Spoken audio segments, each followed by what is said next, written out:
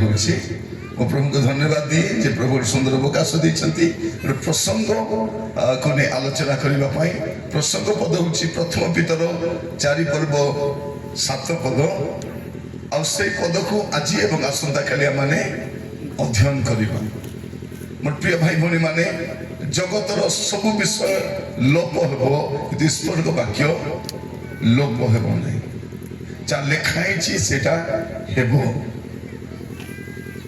एमिति गोटे पुस्तक धरी आम अध्ययन करुछु पृथ्वीर सबुठारु अति गुरुत्वपूर्ण पुस्तक होछि परमेश्वर वाक्य बाइबल बस्तु देखिबे आपण माने प्रथम पितर तार प्रथम अध्याय तार 24 पद 25 पद प्रथम पितर प्रथम अध्याय तार 24 और 25 पद लिखा जाउछि समस्त मर्त्य तृणतुल्य ताहार समस्त शोभा तृणर पुष्प सदृश तृण सुखी जाए और फूल झड़ी पड़े किंतु ईश्वर का वाक्य अनंत काल स्थायी कौन लिखा अच्छे मोर प्रिय भाई भनी माने समस्त मर्त्य ए पूरा पृथ्वी केमिति घास तार शोभा केमिति फूल ए पृथ्वीटा केमिति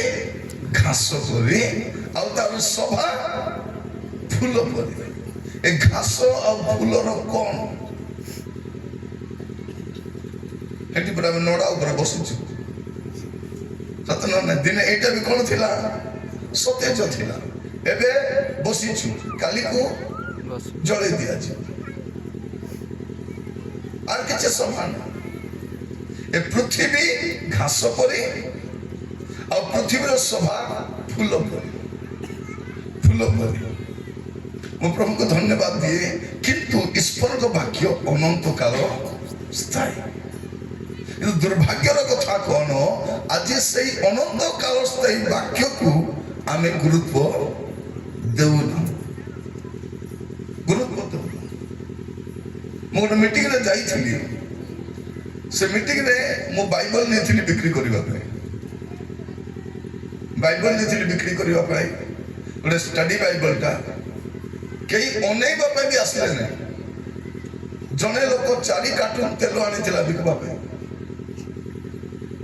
नड़िया तेल 10 टंका लगा नड़िया तेल से कौन कहला मु 40 दिन उपवास करी फास्टिंग करी आकु कौन करिछि पवित्र करिछि अभिषेक करिछि एटा नै जदि लगाइबो सुस्त होई छै 10 टंका तेल को 100 टंका लगा बिकला प्रिय भाई बहनी माने गोटे दिन रात सरी गला 4 कार्टून मु पचारले आज्ञा अछि कि चलो ना आज्ञा सरी गला के 2टा के 3टा के ले प्रिय भाई भनी माने प्रार्थना तेल बोली किछि अछि कि प्रार्थना पानी बोली किछि अछि कि प्रार्थना रुमाल बोली किछि अछि कि कौन अछि बाइबल तो सत्य किछि कहू नै एगुड़ा को कोठो आसला मूल कथा कौन आम हाथ रे बाइबल न थिबालु आमे भ्रमित होउछु आमे भ्रमित होउछु ईश्वर का वाक्य अनंत काल स्थायी वाक्य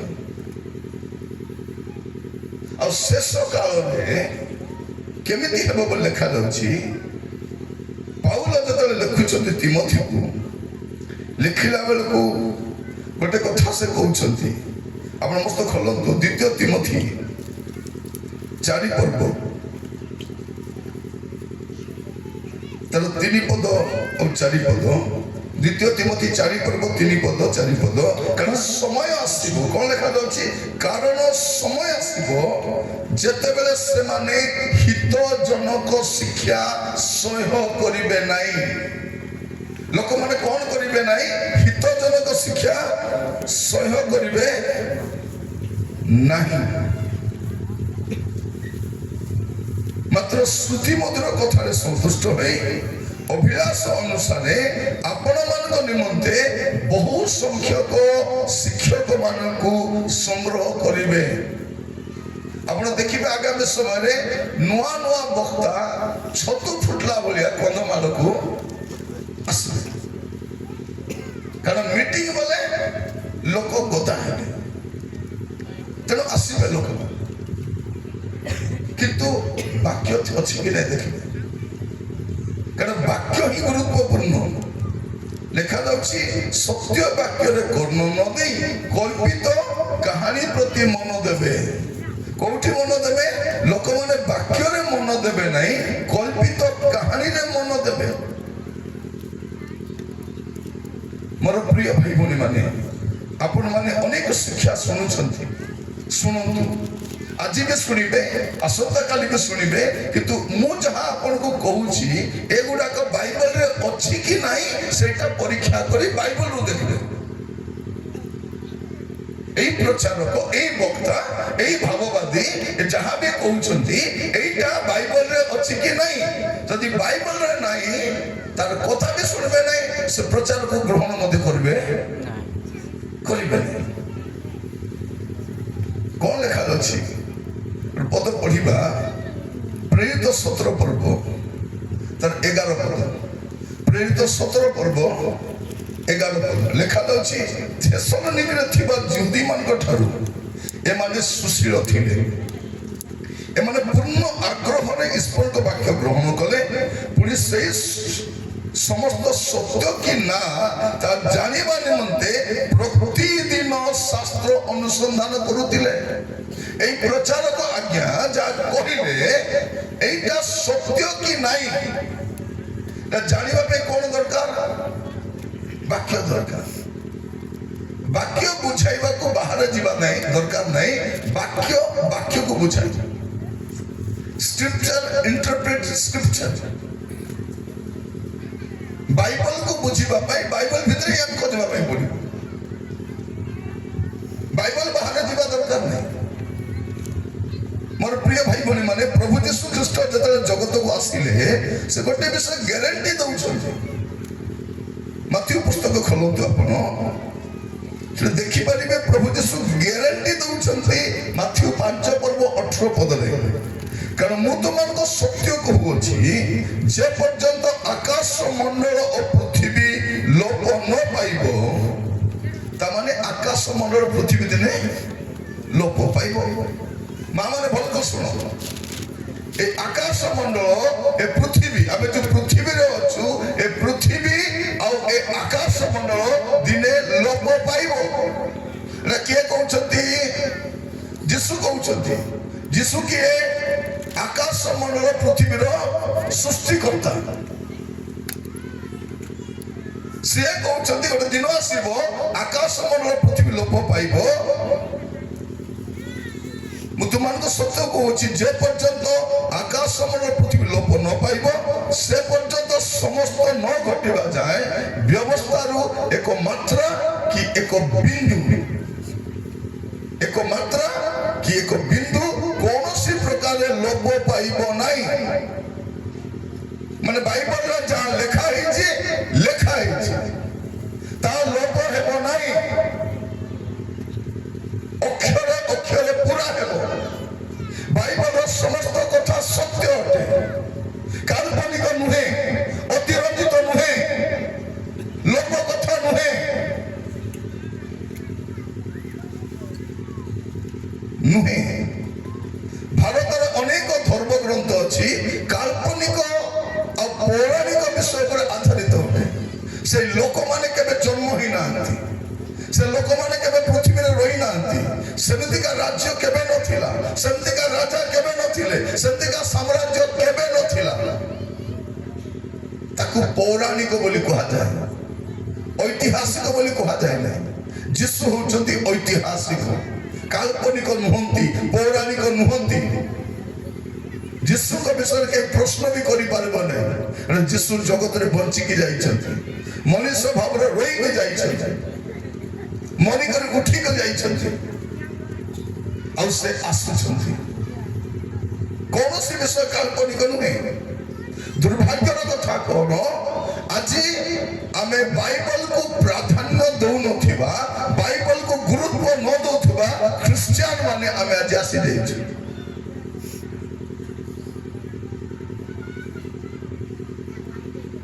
मैं अपन मान को लज्जा देबा पे कहू नहीं बाइबल के आनी छ नहीं कि बोली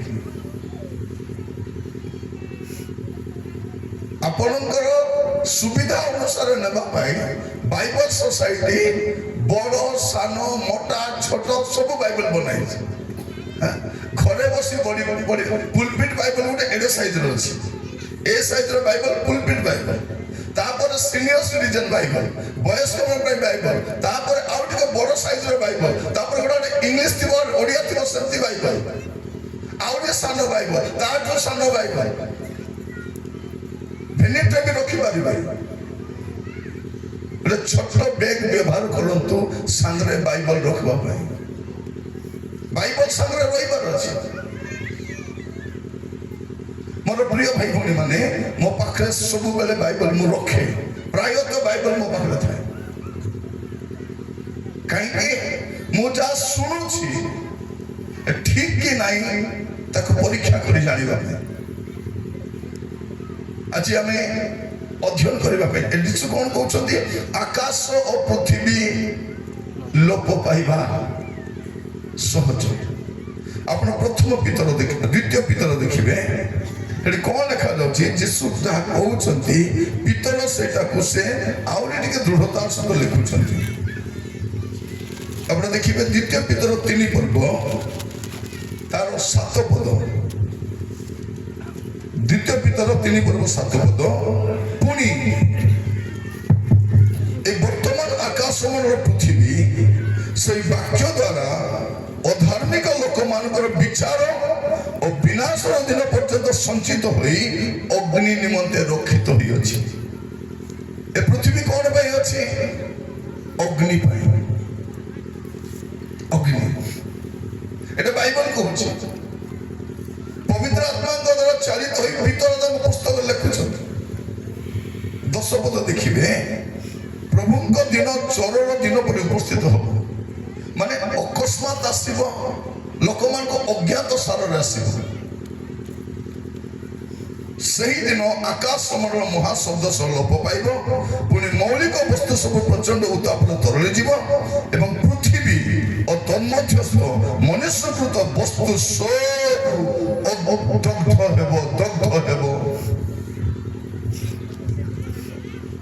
मस्त खोलंतु प्रकाशित वाक्य मु कहीं कहूँ बाइबल एते स्पष्ट भाव में लिखे बाइबल पृथ्वीर सृष्टि कथा भी लिखे अन्य को पुस्तक सृष्टि कथा नहीं एमती सृष्टि है सेमती सृष्टि है कि बाइबल केमिति सृष्टि है पृथ्वी सेटा भी लिखा जाए पृथ्वी सृष्टि हेबा पूर्व केमिति थिला सेटा भी लिखा जाए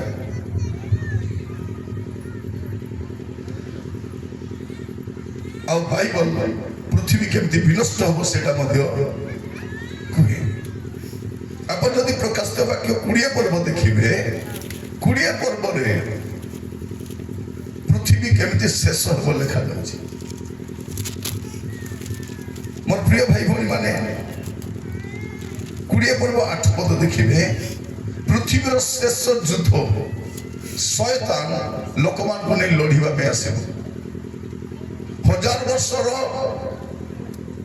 शासन समाप्त होला बेलको से पुणी थरे ताको जो बांधी करी पकाई थिबे से सेठू बाहरी आसीबो पाताल कुंडर पुणी बाहरी आसीबो बाहरी आसला पर कोन करिवो आपण देखिबे 8 पद रे से पृथ्वीर चारि कोणर थिबा जाति समूह को अर्थात समुद्र बालुका सदृश असंख्य जे गॉड और मेघ को को पुष्ट करी युद्ध निमंते एकत्र करबा को बाहरी जीवो से कौन करिवो एक गॉग आउ मेघ गॉग माने कौन जे पृथ्वीर राजा माने जे पृथ्वीर राजत्व करुथिबे ମାନେ ସେ ଜାଗାର ଗଗ ମାନେ ପ୍ରିନ୍ସ ଇନ୍ ଦ ଲ୍ୟାଣ୍ଡ, ସେ ଲ୍ୟାଣ୍ଡର ଯେ ପ୍ରିନ୍ସ ତାକୁ ଆଣିବ। ମେଗୋଗ ମାନେ କଣ?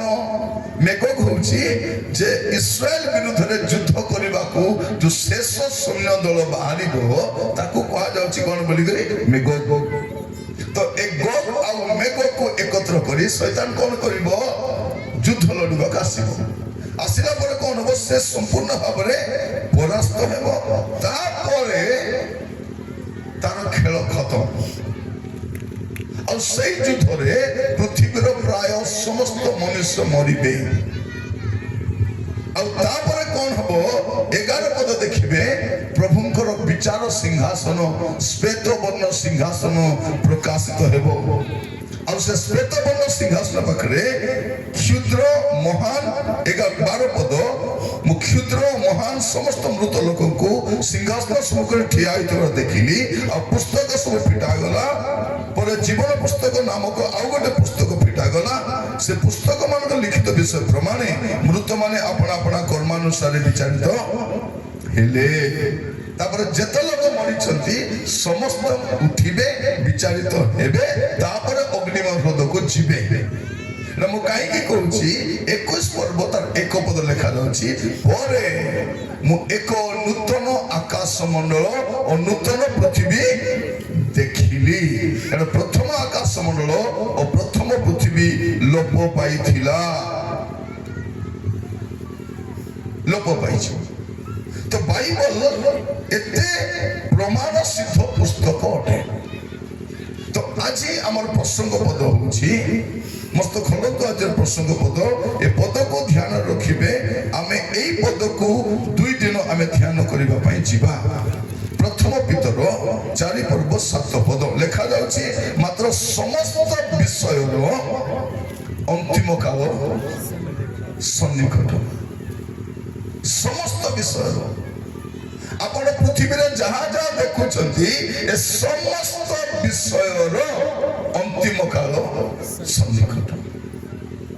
ଏଟା ଦିନେ ନା ଦିନେ ଲୋପ ହେବ ସବୁ। ପ୍ରିୟ ଭାଇ ଭଉଣୀ ମାନେ ମନେ ରଖିଥାନ୍ତୁ, ପୃଥିବୀର ଶେଷ ସରକାର ହଉଛି ଗଣତନ୍ତ୍ର ସରକାର। ଗଣତନ୍ତ୍ର ପରେ ଆଉ କିଛି ତନ୍ତ୍ର ମନ୍ତ୍ର ନାହିଁ। ଯାହା ଆମେ ଦାନିଏଲ ପୁସ୍ତକ ଦେଖୁଛୁ, ଗଣତନ୍ତ୍ର ହଉଛି ପୃଥିବୀର ଶେଷ ସରକାର। ଏଟା ସରକାର ଜାଣି ନାହିଁ, ତାପରେ ଆଉ ସରକାର ନାହିଁ, ତାପରେ ସ୍ୱର୍ଗର ସରକାର ଏକା ସରକାର କରିବ। ଏବେ ଆମେ ଦେଖୁଛୁ କଣ? ଆମେ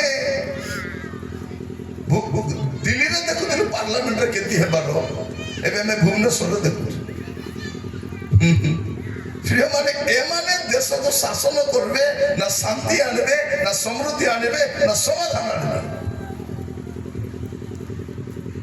ଗୋଟେ ଦଳ କହିଲେ ଯେ ଝିଅ ମାନେ, ମହିଳା ମାନେ ସୁରକ୍ଷିତ ନାହାନ୍ତି, ଆସନ୍ତୁ ବସି ଆଲୋଚନା କରିବା। 2 ଦଳ ବସିଥାନ୍ତେ, ଆଲୋଚନା କରିଥାନ୍ତେ କଣ କରିବା, ସମାଧାନ କରିବା। ଏମାନଙ୍କୁ ବାନ୍ଧି କରି, ଟାଣି କରି, ଘୋଷାଡ଼ି କରି ଜେଲରେ ପକାଇବ, ଏମାନଙ୍କୁ ପିଟିବ। ମୁଁ କିଛି ବୁଝିପାରୁନାହିଁ। ଜଣେ କହୁଛନ୍ତି ମୋର ସୁନା ଚେନ୍ କେ ଛଡାଇକି ନେଇଗଲା। ଯଦି MLA ର ସୁନା ଚେନ୍ ଛଡାଇ ନେବେ, ହେବି ଭାଲୁ। ଯଦି ଭାଲୁର ସୁନା ଚେନ୍ ନେବେ ବୋଲେ ଏ ଠେକୁଆ ମାନଙ୍କର କଣ ହବ? ମାନେ ଭାବି ଦେଖନ୍ତୁ, ସେ ହଉଛନ୍ତି ମୋର MLA। ମୁଁ ଯୋଉଠୁ ଆସେ ନାଇକି ସେ ସେଠିକାର MLA। ମାନେ ଲୋକମାନେ ତ ଏତେ ଭଲରେ ମିଶନ୍ତି, ଲୋକମାନଙ୍କ ସୁଖ ଦୁଃଖରେ ଯାଆନ୍ତି, ସବୁଠି ଯୋଉଠି ଦେଖିଲେ। ଆମର କୋରାପୁଟରେ ତାଙ୍କ ପୁରା ନାଁରେ କେ ନିଅନ୍ତି ନାହିଁ, ଭାଲୁ ଭାଇନା ବୋଲି କୁହନ୍ତି, ନହେଲେ ନାନା କେ ବୋଲି କୁହନ୍ତି। କଣ ବୋଲି କୁହନ୍ତି? ନାନା କେ। ସେମିତିକା ଲୋକକୁ ଯଦି ଏମିତି କରିବେ, ସାଧାରଣ ଲୋକର କଣ ହେବ? ସାଧାରଣ ଝିଅ ମାନେ ନା ହଷ୍ଟେଲରେ ସୁରକ୍ଷିତ, ନା ସ୍କୁଲରେ ସୁରକ୍ଷିତ, ନା ଦେଶରେ ସୁରକ୍ଷିତ, ନା ରାସ୍ତାରେ ସୁରକ୍ଷିତ, ଅଟୋରେ ସୁରକ୍ଷିତ ନାହିଁ, ବସରେ ସୁରକ୍ଷିତ ନାହିଁ, ଥାନାରେ ସୁରକ୍ଷିତ ନାହିଁ, କୋଉଠି ସୁରକ୍ଷା ଦେବେ? সময় আরম্ভ হয়েছে। আগକୁ ଦେଖ, ଆଗକୁ ଦେଖ ଆଉ କଣ କଣ ହେବ। এটা এଠି নাই। আমেরিকা দেখো, ଆପଣ ଯଦି ଆମେରିକାର କଥା ଚିନ୍ତା କରିବେ, ଆମର ଦେଶର ଲୋକମାନେ ଆମେରିକା ପାଠ ପଢି କାମ କରିବାକୁ ଯାଇଥିଲେ। ସେଠା ସରକାର କଣ କଲେ, ସବୁକୁ ହାତରେ ଗୋଡରେ ଶିକୁଳି ବାନ୍ଧି କରି ଚୋରବାକୁ ଯାଇଥିଲେ, ଡକାୟତ କରିବାକୁ ଯାଇଥିଲେ, ସ୍ମଗଲିଂ କରିବାକୁ ଯାଇଥିଲେ ନା ଆତଙ୍କବାଦୀ ହେଇଥିଲେ। ଆମର ବୁଢା ଯାଇ ପଚାରିବା କଥା ନା ନାହିଁ। ଆମର ବୁଢା କିଛି ନ ପଚାରି ସେ ବୁଢାକୁ ଆଲିଙ୍ଗନ କରିବାକୁ ଯାଇଥିଲେ। ମାନେ ପଚାର, ମୋର ଲୋକକୁ ତୁ ବାନ୍ଧି ପଟାଇବ, ତୋର ଔକାତ କଣ, ତୋର କଣ, ତୁ ତୋର ଦେଶର ମୁଖ୍ୟ ହେଇପାରିବୁ, ମୋର ଦେଶର ମୁଁ ମୁଖ୍ୟ। ଆଗକୁ ଆଗ ଦେଖନ୍ତୁ, ଆହୁରି କିଛି ହେବ ନାହିଁ। ଆମର ଦେଶରେ ଯାହା ଚାଲିଛି, ଗୋଟେ ସନାତନୀ, ଆଉ ଗୋଟେ ଆଦାନୀ, ଆରି ଗୋଟେ ପ୍ରଧାନୀ, ଏ ତିନିଟା ଆମର ଦେଶରେ କଣ ସନାତନ। ମୁଁ ଦେଖି ଆଶ୍ଚର୍ଯ୍ୟ ହଉଛି। ଜଣେ ଲୋକ ଗୋଟେ ଗାମୁଛା ପକାଇ ଦେଲା ବୋଲେ ସେ ଯାହା କହିଲେ ବି ଚଳିବ। ଗାମୁଛା ପକାଇ ମନ୍ଦ ମହିଳା କଥା କହିବ, ଅଶ୍ଳୀଳ କଥା କହିବ, ଅସଭ୍ୟ ଭଳିଆ କଥା ହବ, ମହିଳା ମାନଙ୍କୁ ବିରୁଦ୍ଧରେ କଥା ହବ। କାହିଁକି ସେ ଗାମୁଛା ପିନ୍ଧିତ ଯେତେବେଳେ ଚାକିରି ପଳେଇବ, ବ୍ୟବସାୟ ପଳେଇବ, ଖାଇବାକୁ ମିଳିବ ନାହିଁ, ଦେହରେ ଡ୍ରେସ ବି ନଥିବ, ଗାମୁଛା ପିନ୍ଧି ବୁଲିବ ତୁମେ। ସେତିକି ନହେଲେ ଗାମୁଛାକୁ ବେକରେ ବାନ୍ଧି ଦୌଡ଼ି ମୋର ଆହୁରି କିଛି, ସେ ଗାମୁଛା କିଛି କାମରେ ଆସିବ। ପୃଥିବୀରେ ଗୋଟେ ଏକା ରଙ୍ଗ ଅଛି, ଅନେକ ରଙ୍ଗ ଅଛି। ଆମେ ସବୁ ରଙ୍ଗକୁ ସମ୍ମାନ ଦେବାର ଅଛି। ମେଘ ଧନୁର 7 ରଙ୍ଗ ଅଛି। ମେଘ ଧନୁ ହେଲା, ସେ ଇନ୍ଦ୍ରଧନୁ ନାହିଁ। ଆଗକୁ ଯେବେ କହିବେ କଣ ବୋଲି କହିବେ, ମେଘ ଧନୁ। ଇନ୍ଦ୍ରଧନୁ ନାହିଁ। ଇନ୍ଦ୍ରଧନୁ ମାନେ କଣ, ଇନ୍ଦ୍ର ବୋଲି ଗୋଟେ ଅଛି, ତାର ଧନୁ। ଇନ୍ଦ୍ର ବୋଲି କିଏ ନାହିଁ ହେଲା, ଇନ୍ଦ୍ର ବୋଲି କିଏ ନାହିଁ। ସେଟା ହଉଛି ଆମକୁ ବୋକା ବନେଇବା ପାଇଁ ଇନ୍ଦ୍ରଧନୁ। ଇନ୍ଦ୍ରଧନୁରେ ମେଘ ଧନୁ। ସେଟା এটা বিশ্ব ব্রহ্মাণ্ড নাই। ব্রহ্মাণ্ডটা ସବୁଠାରୁ କଦର୍ଯ୍ୟ ଶବ୍ଦ। ସେଟା ପାଟିରେ ବି ନେବା କଥା ନାହିଁ ବ୍ରହ୍ମାଣ୍ଡ ବୋଲି। ଆମେ ପୁଣି ବ୍ରହ୍ମାଣ୍ଡ ଭିତରେ ବାସ କରୁଛୁ। ତମେ ବାସ କର, ଆମେ ନାହିଁ, ଆମେ ବିଶ୍ୱରେ ବାସ କରୁଛୁ। ନୂଆ ନୂଆ ସବୁ ରାମ ଫଳ, କି ଫଳ, ରାମ ଫଳ, ସୀତା ଫଳ। କିଏ କହିଲା ରାମ ଫଳ ବୋଲି? ସୀତାଫଳ ବୋଲି କିଏ କହିଲା? ଆତ। ପ୍ରିୟ ଭାଇ ଭଉଣୀ ମାନେ, ମୁଁ ଆପଣମାନଙ୍କୁ କାହିଁକି କହୁଛି, ଆଗକୁ ଦେଖିବେ ସାମାଜିକ ସ୍ଥିତି, ଆର୍ଥିକ ସ୍ଥିତି, ଶିକ୍ଷା କ୍ଷେତ୍ରରେ ତ ଦୁରାବସ୍ଥା ହେଲାଣି। ପୃଥିବୀର କୋଉ ଦେଶକୁ ଯାଆନ୍ତୁ, କୋଉଠି ବି ଭଲ ସମୟ ପାଇବେ ନାହିଁ। ଏଟା ଭାରତ କି ଓଡ଼ିଶା କି କନ୍ଧମାଳ ବୋଲି କହୁନି।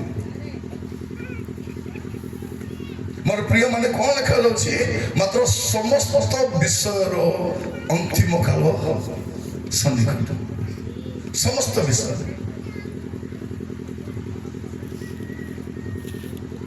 ମୁଁ ଆଜି ଦେଖୁଥିଲି ଭୁବନେଶ୍ୱର କଣ ହଉଛି ବୋଲି, ଆଶ୍ଚର୍ଯ୍ୟ ଲାଗିଲା। ପୋଲିସ ତାକୁ ଧୋକିଆ ମାରୁଛି, ତାକୁ ଉଠେଇ କରି ନେଉଛି। ତାପରେ ଆମର MP ଆସିଲେ, ସେ ବି ଆମର MP ଆସିଲେ, ତାଙ୍କୁ ମଧ୍ୟ ଠେଲାଠେଲି କରିଛନ୍ତି। ଭଦ୍ର ଲୋକ, ସେ ବହୁତ ଭଦ୍ର ଲୋକ, ଶିକ୍ଷିତ ଲୋକ, ସଭ୍ୟ ଲୋକ, ଶିଷ୍ଟାଚାର ନମ୍ବର 1, ଏତେ ବଢିଆ ଲୋକ ସେ।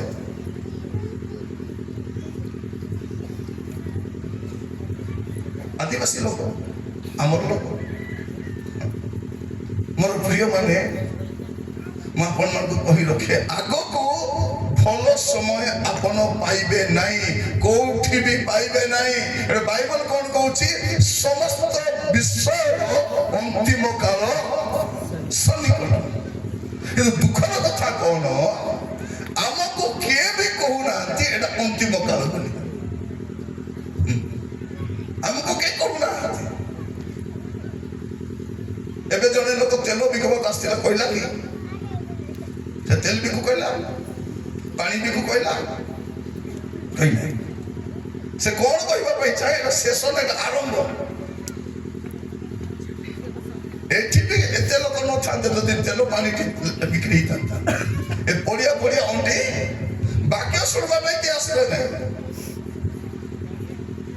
ମୁଁ ଆଶ୍ଚର୍ଯ୍ୟ ହଉଛି ଲୋକମାନେ ଆମେ ଏତେ ବର୍ଷର ଖ୍ରୀଷ୍ଟିଆନ ଏତେ ପୁରୁଣା ଖ୍ରୀଷ୍ଟିଆନ ଏଟା ବିଶ୍ୱାସୀ ମାନଙ୍କର ଭୁଲ ନାହିଁ ଏଟା ତାଙ୍କର ପାଳକ ମାନଙ୍କର ଭୁଲ ଯେ ସେ ପାଳକ ମାନେ ସେମାନଙ୍କୁ ଶିକ୍ଷା ଦେଇନାହାନ୍ତି ରେ ବାବୁ ପାଣିରେ ପାୱାର ନାହିଁ ତେଲରେ ପାୱାର ନାହିଁ ଗାମଛାରେ ପାୱାର ନାହିଁ ପାୱାର ପ୍ରଭୁଙ୍କ ଠାରେ ଅଛି ସୁସ୍ଥତା ପ୍ରଭୁଙ୍କ ଠାରେ ଅଛି ଶକ୍ତି ପ୍ରଭୁଙ୍କ ଠାରେ ଅଛି ତେବେ ପ୍ରଭୁଙ୍କ ପଛରେ ଯାଅ ପ୍ରଚାରକ ପଛରେ ପାଗଳ ହେଇ ବୁଲ ନାହିଁ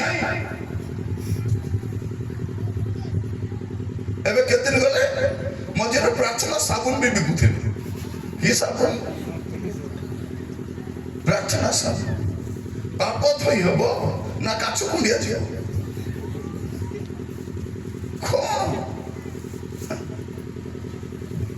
କେତେ ଦିନ ଗଲେ ପ୍ରାର୍ଥନା ଚଦର ବିକିବେ କମଲ ବିକିବେ ଏ କମଲ ଗୁଡା ହିସାବରେ ସବୁ ପାପ କିଣିବେ ଲୋକମାନେ କିଣିବେ ପ୍ରାର୍ଥନା ରୁମାଲ କିଣୁଛନ୍ତି କଣ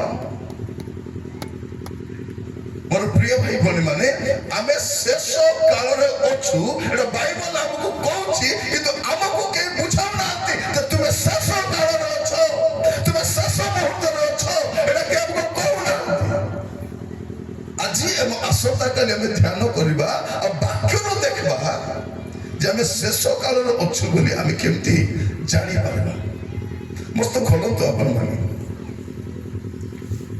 ପ୍ରଥମ ବଂଶାବଳୀ ତାର 12 ପର୍ବ 32 ପଦ ପ୍ରଥମ ବଂଶାବଳୀ 12 ପର୍ବ 32 ପଦ ଆଉ ଇସାକ ସନ୍ତାନଗଣ ମଧ୍ୟରୁ 200 ପ୍ରଧାନ ଲୋକ ଏମାନେ କାଳଜ୍ଞ ଇସ୍ରାଏଲର କି କର୍ତ୍ତବ୍ୟ ତାହା ଜାଣିଲେ ଆଉ ସେମାନେ ସେମାନଙ୍କ ଭ୍ରାତା ସମସ୍ତେ ସେମାନଙ୍କର ଆଜ୍ଞାବହ ଥିଲେ କଣ ଲେଖା ଅଛି ପ୍ରିୟ ଭାଇ ଭଉଣୀ ମାନେ ଯେ ଇସାକ ସନ୍ତାନଗଣ ମଧ୍ୟରେ 200 ଜଣ କଣ ଥିଲେ ପ୍ରଧାନ ଲୋକ ଥିଲେ ଏମାନେ କାଳଜ୍ଞ କାଳଜ୍ଞ ମାନେ କଣ କାଳକୁ ଜାଣିବା ଲୋକ ତୁମେ କୋଉ କାଳରେ ଅଛ ବୁଝାଇବା ଲୋକ ଆଜି ଲୋକ ଭାବବାଦୀ ବୋଲି କହୁଛ ତୁମେ କେମିତି ଭାବବାଦୀ ଯଦି ଭାବବାଦୀ ଲୋକମାନେ କୋଉ ସମୟରେ ବାସ କରୁଛନ୍ତି କୋଉ ସମୟ ପରମେଶ୍ୱର କଣ ଯେତେବେଳେ ନିନିବେର ଲୋକ ପାପ କଲେ ପ୍ରଭୁ ଜୁନସକୁ ପଠାଇଲେ ଯାଇ କୁହ ଏମାନଙ୍କର ଶେଷ ସମୟ ଆସିଲା ଯେତେବେଳେ ସାଉଲ ରାଜା ଭୁଲ କଲେ ସାମୁଏଲକୁ ପ୍ରଭୁ ପଠାଇଲେ କରେକ୍ସନ କରିବା ପାଇଁ ଶୁଣବା କି ନ ଶୁଣବା ଅଲଗା କଥା କହିବା ପାଇଁ ପଠାଇଲେ ଯେତେବେଳେ ଜିହୁଦାର ଲୋକମାନେ ପାପ କାମ କଲେ ଅବାଟରେ ଗଲେ ପ୍ରଭୁ ଜିରିମିୟାକୁ ପଠାଇଲେ ଇସ୍ରାଏଲ ଲୋକମାନେ ପାପ କାମ କଲେ ଆମସକୁ ପଠାଇଲେ ପ୍ରଭୁ ପଠାଇଲେ ଯେତେବେଳେ ରାଜା ଦାଉଦ ଭୁଲ କାମ କଲେ ସେ ସମୟରେ ପ୍ରଭୁ ଜଣେ ଭାବବାଦୀକୁ ପଠାଇଲେ ମୋର ପ୍ରିୟ ଭାଇ ଭଉଣୀ ମାନେ ପଠାଇଲେ ନାଥନ ଆସିଲେ ତାଙ୍କ ପାଖ ଭାବବାଦୀ କଣ ଭାବବାଦୀର କାମ ବିପଥଗାମୀ ଲୋକମାନଙ୍କୁ ପ୍ରଭୁଙ୍କ ପାଖରେ ଫେରିବା ପାଇଁ ଚେତାବନୀ ଦେବାଟା ହଉଛି ଭାବବାଦୀର କାମ ପ୍ରଫେଟ କିଏ ପ୍ରଫେଟ ହଉଛି ପରମେଶ୍ୱରଙ୍କ ତୁନି ଯେ ଲୋକମାନଙ୍କୁ ଘୋଷଣା କରିବ କହିବ ପାପରୁ ଫେରିବ ନା ବିନଷ୍ଟ ହେବ ଯଦି ଫେରିବ ପ୍ରଭୁ ତମକୁ ଦୟା କରିବେ ଯଦି ଫେରିବ ନାହିଁ ପ୍ରଭୁଙ୍କ ଦଣ୍ଡ ପାଇବା ପାଇଁ ରେଡି ହେଇଥାଅ ଏଇଟା ହଉଛି ଭାବବାଦୀର ସ୍ୱର ଗୋଟେ ଅଲ୍ଟିମେଟମ୍ ଭଳିଆ ଶୁଣିଥିବେ ସିଧା କଥା ହେବେ ମୁଁ ଜାଣି ନାହିଁ ଆଜିର ଭାବବାଦୀ ମାନେ କୋଉଠୁ ବାହାରିଲେ ଛତୁ ଫୁଟିଲା ଭଳିଆ 3ଟା ବୁଟ 4ଟା ସୁଟ ଧରିକରି ଭୁଲ ବୁଲୁଛନ୍ତି ଭାବବାଦୀ। ଆପଣ କେବେ ବାଇବଲ ଦେଖିଛନ୍ତି ଭାବବାଦୀ ମାନଙ୍କୁ ବଡିଗାର୍ଡ ଥିବାର ଦେଖିଛନ୍ତି? ଦେଖିଛନ୍ତି? ପ୍ରିୟ ମାନେ ଭାବବାଦୀଙ୍କୁ ବଡିଗାର୍ଡ ଦରକାର ନାହିଁ। ଇଲିଶାକୁ ଦେଖିଛନ୍ତି? ଇଲିଶାର ଚାରିଆଡେ ଅଗ୍ନିମୟ ରଥ ଅଶ୍ଵ ଥିଲା। ଭାବବାଦୀ ଜିରିମିଙ୍କ ପଛରେ କେହି ନଥିଲେ, ଅଗ୍ନିମୟ ରଥ ଅଶ୍ଵ ବି ନଥିଲା। ଯେତେବେଳେ ଚାହୁଁଥିଲେ ଲୋକ ମାରୁଥିଲେ, ମାଡ଼ ଖାଉଥିଲେ। ଭାବବାଦୀ ଏଲିଙ୍କର ଆତ୍ମା ଥିବା ଭାବବାଦୀ ହେଉଛନ୍ତି ବାପ୍ତିଜକ ଯୋହନ। ତାଙ୍କର ମସ୍ତକ ଛେଦନ କରାଯାଉଛି। ମୋର ପ୍ରିୟ ମାନେ ମୁଁ କହି ରଖେ, ସମୟ ଆସିଛି, କାରଣ ଏବେ ଶୈତାନ ନିଜେ ଆସିବ ନାହିଁ। ଶୈତାନ କଣ କରିବ? ଆମ ପାଖକୁ ପଠେଇବ, ଲୋକମାନଙ୍କୁ ପଠେଇବ, ଭ୍ରମିତ କରିବା ପାଇଁ ପଠେଇବ। ସେ ମୁଁ ଆପଣମାନଙ୍କୁ କହି ରଖେ, ଆଜି ବାକ୍ୟ ଶୁଣିବା ସମୟରେ ଆମେ ପ୍ରତ୍ୟେକ ସାବଧାନ ହେବା। କଣ ଲେଖାଯାଉଛି ଏଟା କହିଲା ବେଳକୁ ମୁଁ କହି ରଖେ, ମାଥ୍ୟୁ ତାର 7 ପର୍ବ 15 ପଦ, ମାଥ୍ୟୁ 7 ପର୍ବ ତାର 15 ପଦରେ କଣ ଲେଖାଯାଉଛି? ଭଣ୍ଡ ଭାବବାଦୀ ମାନଙ୍କ ଠାରୁ ସାବଧାନ ହୋଇଥାଅ। ଯୀଶୁ କହୁଛନ୍ତି ଭଣ୍ଡ ଭାବବାଦୀ ଠାରୁ ସାବଧାନ ହୋଇଥାଅ।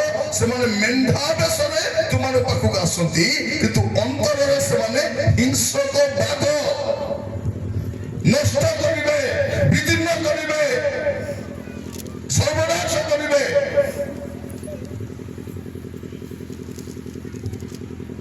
ବାଇବଲରୁ ବଡ କିଏ ବି ନାହିଁ, ବାକ୍ୟରୁ ବଡ କିଏ ବି ନାହିଁ। ଇଭେନ୍ ପ୍ରଭୁ କଣ କରିଛନ୍ତି? ତାଙ୍କ ସକଳ ନାମ ଅପେକ୍ଷା ତାଙ୍କର ବାକ୍ୟକୁ ସେ ମହତ୍ଵ କରିଛନ୍ତି।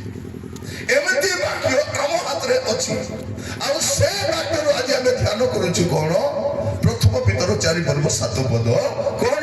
ସମସ୍ତ ବିଷୟର ଅନ୍ତିମ କାଳ ସନ୍ନିକଟ। ସବୁ ବିଷୟ ସମାପ୍ତ ହେବା ପାଇଁ ଯାଉଛି। ଆମେ ଦେଖୁଥିଲୁ ପ୍ରଥମ ବଂଶାବଳୀ ତାର 12 ପର୍ବ 32 ପଦରେ, ଆଉ ଇସାକ ସନ୍ତାନଗଣ ମଧ୍ୟରେ 200 ପ୍ରଧାନ ଲୋକ ଥିଲେ। ଏମାନେ କାଳଜ୍ଞ ଥିଲେ। କାଳଜ୍ଞ ମାନେ କଣ? କାଳକୁ ଜାଣିକରି କହୁଥିଲେ ତୁମେ କୋଉ କାଳରେ ବାସ କରୁଛ, ୟା ପରେ କଣ ହବ, ତାପରେ କଣ ହବ, ଏଇଟା କଲେ କଣ ହବ, ଏଇଟା ନ କଲେ କଣ ହବ। କାଳଜ୍ଞ ମାନେ ବୁଝାଉଥିଲେ। ଆମର ତ କାଳଜ୍ଞ ଆକା ନାହିଁ। ପ୍ରିୟ ମାନେ এটা କେମିତି?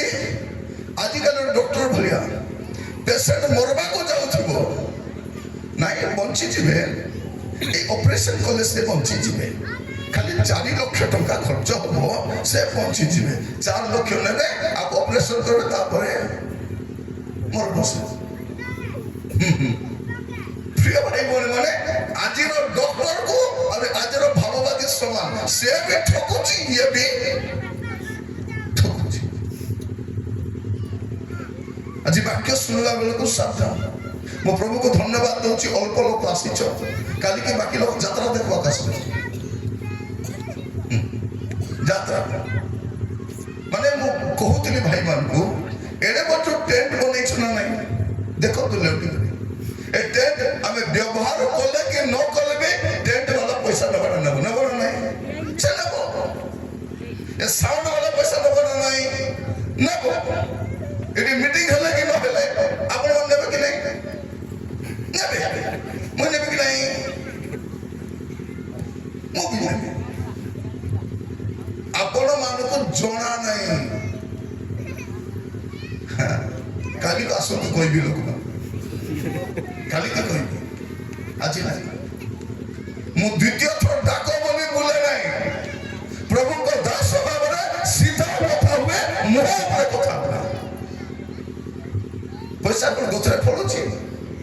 ଭଉଣୀ ମାନେ ସୁଭଦ୍ରା ଯୋଜନା ମିଟିଂ କରୁଛନ୍ତି କଣ ନା ସରକାର ଆମକୁ ପଇସା ଦେଇଛି, ନ ଖାଇ ନ ପିଇକି ପଇସା ଯୋଗାଡ଼ କରି ମିଟିଂ କରିବୁ, ଲୋକ ଆସିବେ। କେମିତି କଥା ମୁଁ ବୁଝିପାରୁନି। प्रिय भाई भौणी माने आमे शेष काल रे वास करूछु शेष काल आज वाक्य ध्यान करबा पई जाउछु आमे आपण तो देखिबे माथ्यू ता 16 पर्व सेठी गोटे कथा लेखा अछि माथ्यू तार 16 पर्व 3 पद रे आ प्रातः काल रे कहि था कहीं एठी फारूसी और साधुक माने प्रथम पद देखिबे फारूसी और साधुक माने ताको निकट को आसी ताको परीक्षा करबा अभिप्राय रे सेमान को आकाश रो गोटे चिन्ह देखाइबा पई अनुरोध कले कोटा आकाश रो चिन्ह सब बेले गोटे आकाश रो चिन्ह देखुछ जियोस कोन करथिले सूर्य को अटकाई देथिले गोटे चिन्ह थिला एलियो कोन करथिले आकाश रो वृष्टि आनी थिले अग्नि आनी थिले तो लोक कहउछथि गोटे चिन्ह दियो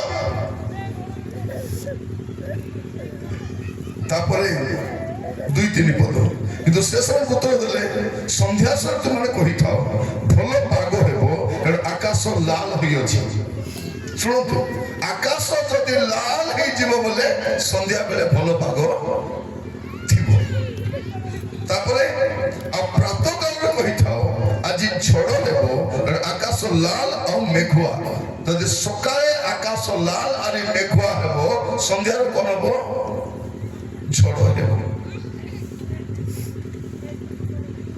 तुम्हारे आकाश लक्षण भेदाभेद बुझी पारुछ किंतु काल लक्षण बुझी पारु ना हो कौन आकाश लक्षण बुझुछ किंतु काल लक्षण बुझुना मोर प्रिय भाई भौणी माने आज वाक्य सुनिबा बेले मन रखितांतु आपण को काल रे अछंती आपण शेष काल रो शेष मुहूर्त रे अछंती एटा शेष काल नाही आपण जो काल रे अछंती एटा शेष काल नुहे शेष काल केबे आरंभ होला एप्री पुस्तक देखिबे एप्री पुस्तक प्रथम अध्याय तार 2 पद 1 और 2 पद ईश्वर पुरा काल रे विभिन्न भागरे और विभिन्न प्रकार भाववादी मान द्वारा पितृपुरुष मान को कथा कही एही शेष काल रे पुत्रन को द्वारा हम मान को कथा कही अछंती को काल रे शेष काल रे माने प्रभु यीशु कर प्रथम आगमन ही शेष काल रो आरंभ अटे प्रभु यीशु कर प्रथम आगमन शेष काल रो आरंभ अटे ए शेष काल रे पुत्र को आमान कथा कहि अछंती तांको से समस्त विषय अधिकारी को नियुक्त कले और तांको द्वारा मध्य समस्त विश्व सृष्टि कले जिसु कोन कले विश्व सृष्टि कले हमरो सनातनी माने कोन कहउछंती विश्व ब्रह्मांड गुणा लगाइ देले माने आमे पुनी ब्रह्मांड भितरे वास करू जतकी एटम बम कोटी अछि ब्रह्मांड भितरे अछि ए रेलवे लाइन को भितरे अछि ब्रह्मांड भितरे अछि सब समुद्र ब्रह्मांड भितरे अछि ए 800 कोटी लोक ब्रह्मांड भितरे अछंती बुझी पारो नाही एते पहाड़ पर्वत नदी नाल कोटी अछि ब्रह्मांड भितरे अछि अपाठुआ मूर्ख भय कथा करबा एटा ब्रह्मांड नुहे एटा विश्व अटे आमे विश्व रे वास करू ए विश्व को के सृष्टि कले किछि सृष्टि करि नांती आनी कर ब्रह्मांड ए ब्रह्मांड कोठु असला ए ब्रह्मांड काहे के आले जानि छथि ठीक है कोई बा पहचान सुनत ब्रह्मांड काहे के आले अरे माने ब्रह्मा को बिना बंची पारबे नहीं ए ब्रह्मा के जाकर पार्टी आड़े पड़ी माने जन्म ही छथि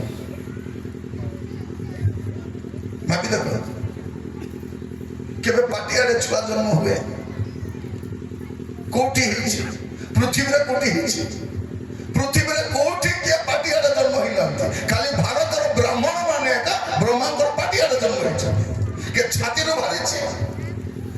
କେଠୁରୁ ବାହାରିଛେ, କେ ଜଙ୍ଗରୁ ବାହାରିଛେ, କେ ପାଦରୁ ବାହାରିଛେ।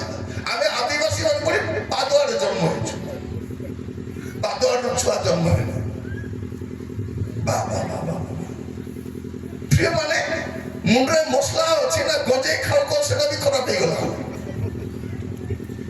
ପଚାରୁଛି, ମୁଁ ଧର୍ମ ବିରୋଧୀ ନୁହେଁ, ମୁଁ ଧର୍ମକୁ ବିଶ୍ୱାସ କରେ, ଈଶ୍ୱରକୁ ବିଶ୍ୱାସ କରେ,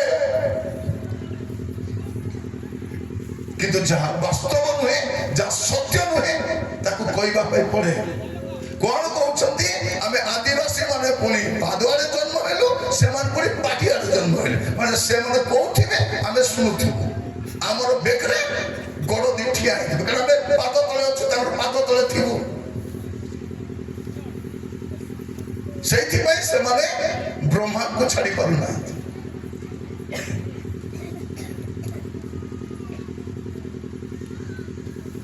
ବ୍ରହ୍ମା ଏମାନଙ୍କୁ ସୃଷ୍ଟି କଲେ, ଏବେ କରୁନାହାନ୍ତି ପାଟିଆରେ ଛୁଆ ଜନ୍ମ।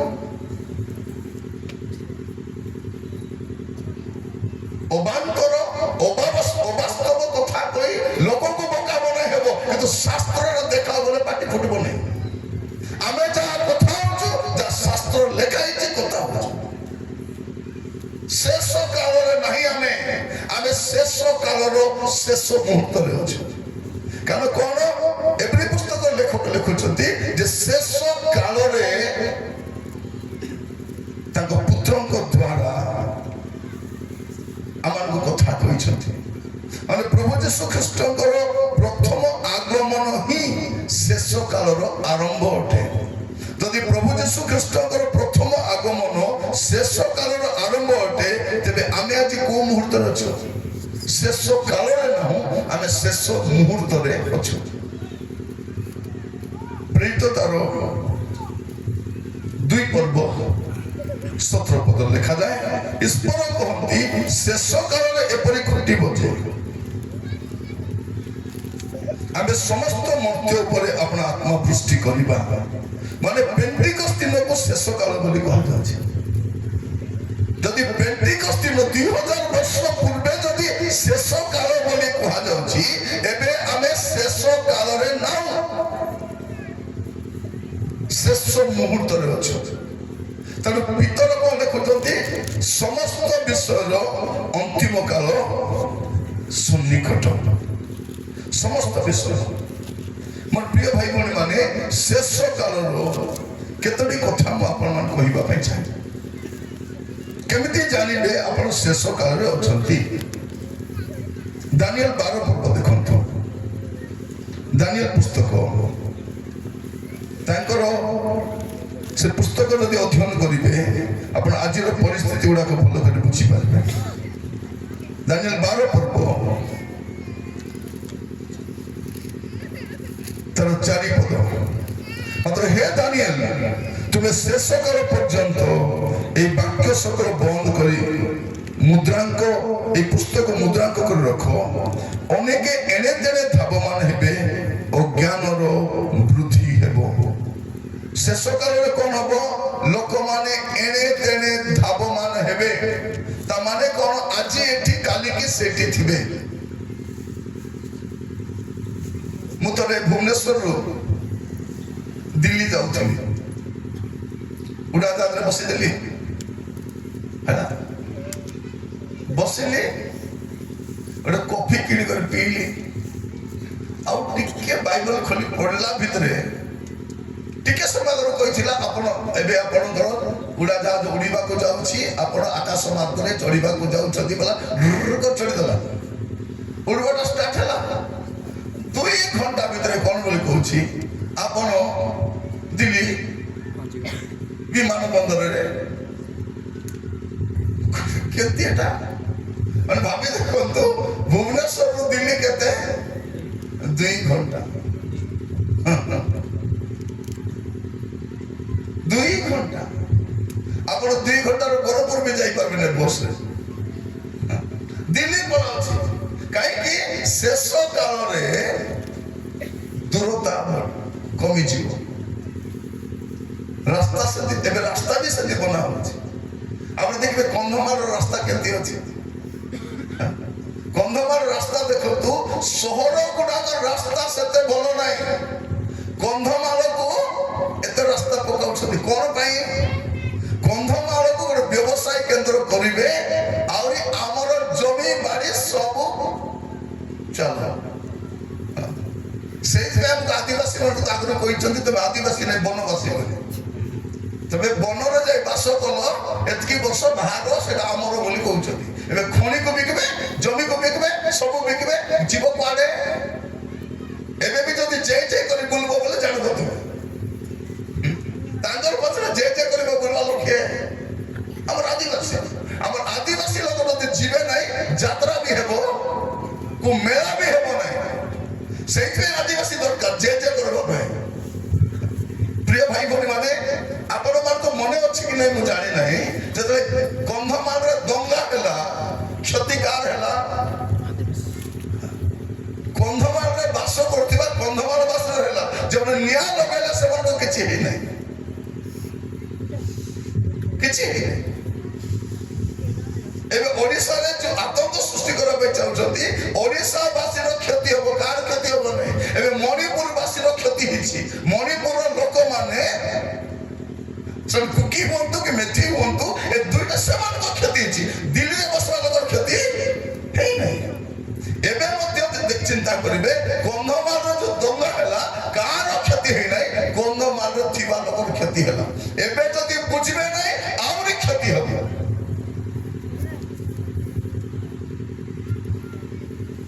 ଆପଣ ମାନଙ୍କୁ ଯଦି କେତେ ସମୟ ହବ, ଆପଣ ଟିକେ ଯିବେ ଦାରିଙ୍ଗବାଡ଼ି ଟିକେ ବୁଲନ୍ତୁ, ରାସ୍ତାରେ ମେନ୍ ରୋଡରେ ବୁଲନ୍ତୁ। କନ୍ଧମାଳର କେତେ ଦୋକାନ ଅଛି ସେଠି, ବଜାରରେ କେତେ ଦୋକାନ ଅଛି ନାଇଁ। ବଡ ବଡ ଦୋକାନୀ ବାହାରର, ବଡ ବଡ ହୋଟେଲ ବାହାରର, ସେମାନେ ଏଇଟାକୁ ଟୁରିଷ୍ଟ ସେଣ୍ଟର କରି ସେମାନେ ଉପାର୍ଜନ କରିବେ, କିନ୍ତୁ ଲୋକାଲ ଲୋକର କିଛି ଲାଭ ହେବ ନାହିଁ। ଆଉ ବାଲିଗୁଡା ଯାଆନ୍ତୁ, ବାଲିଗୁଡାରେ ବି ସ୍ଥାନୀୟ ଲୋକ କେହି ଏପଟେ ବି ଯାଆନ୍ତୁ, ଯୁଆଡେ ବି ଯାଆନ୍ତୁ।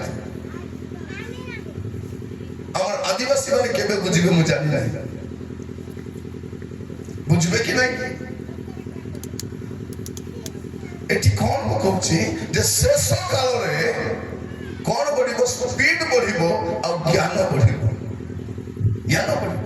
ଦେଖନ୍ତୁ ଏଠି ଗୋଟେ ଟାୱାରଟା ବନେଇଛନ୍ତି, କିଛି ନାହିଁ, ସେ ଦେଖୁଛନ୍ତି କି ନାହିଁ, ଖାଲି ଲୁହାର ଛାଞ୍ଚ ଗୋଟେ।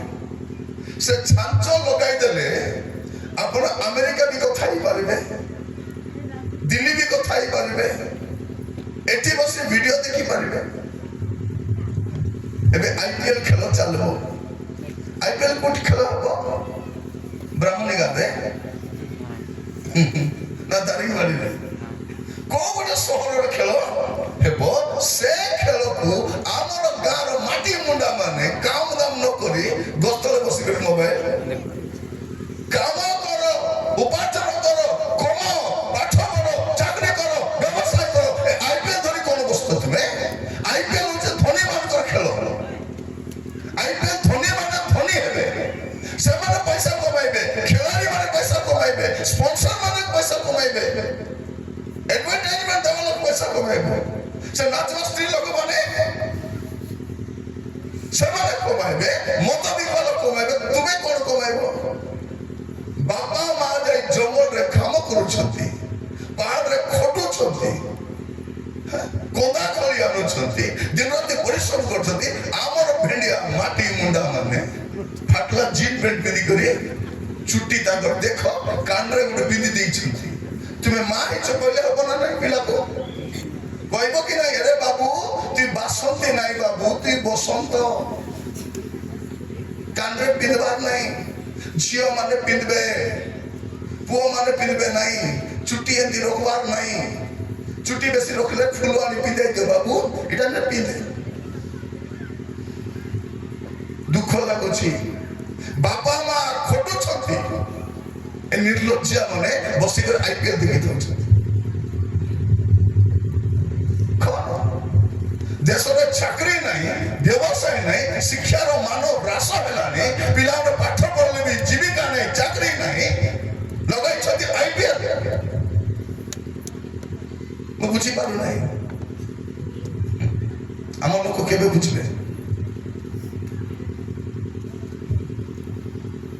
ପାଗଳ ଥିଲେ କ୍ରିକେଟ ମ୍ୟାଚ୍ ଗୋଟେ ବଲ୍ ଗୋଟେ ସିଙ୍ଗଲ ବଲ୍ ଦେଖୁଥିଲେ ସିଙ୍ଗଲ ବଲ୍ ଯୋଉଦିନ ଜାଣିଲି ଏଠି ମୋର କିଛି ମଙ୍ଗଳ ନାହିଁ ଏଠି ମୋର କିଛି ଲାଭ ନାହିଁ 5 ପଇସା ଲାଭ ନାହିଁ ଛାଡ଼ିଦେଲି ଜୀବିକା କର ପାଠ ପଢ ଉପାର୍ଜନ କର ବାପା ମାର ଯତ୍ନ ନିଅ ମଣିଷ ହେବାର ଦାୟିତ୍ୱ ପୁରା କର ବାପା ମାକୁ କେବେ ସେବା କରିବ ବୁଢା ବୁଢୀ ବାପା ମାର କେବେ ଯତ୍ନ ନେବ କେବେ ନିର୍ଲଜ୍ଜା ମାନେ 20,000 ଟଙ୍କା ମୋବାଇଲ ଧରିକରି ଡାଟା ପକାଇ ବସିଛନ୍ତି କଣ ମୋର ପ୍ରିୟ ଭାଇ ଭଉଣୀ ମାନେ ଶେଷ କାଳରେ କଣ ହବ ସ୍ପିଡ ଟା ବଢିବ ଆଉ ଜ୍ଞାନ ବଢିବ ଜ୍ଞାନ ଜ୍ଞାନ କି ଜ୍ଞାନ ଭଲ ଜ୍ଞାନ ହେଲେ ହେଇଥାନ୍ତା ଭଲ ଜ୍ଞାନ ନା ଶେଷ କାଳର ଗୋଟେ ଚିହ୍ନ ଆପଣ ଦେଖିବେ ମୋର ପ୍ରିୟ ଭାଇ ଭଉଣୀ ମାନେ ଆପଣ ଯଦି ଜିହୁଦାଙ୍କ ପୁସ୍ତକ ପଢିବେ ମୁଁ ଅନ୍ଧାର ହେବା ପୂର୍ବରୁ ମୁଁ ସାରିବା ପାଇଁ ଚାହେଁ ଯେପରି ଆପଣମାନଙ୍କୁ ବାଇବଲ ଦେଖିବା ପାଇଁ ଅସୁବିଧା ହେବ ନାହିଁ ଆପଣମାନେ ଆରାମରେ ଯାଇପାରିବେ ଆସନ୍ତାକାଲି ଶୀଘ୍ର ଆସନ୍ତୁ ଆମେ ମିଳିତ ଭାବରେ ବାକ୍ୟ ଧ୍ୟାନ କରିବା ଜିହୁଦା ପୁସ୍ତକ ତାର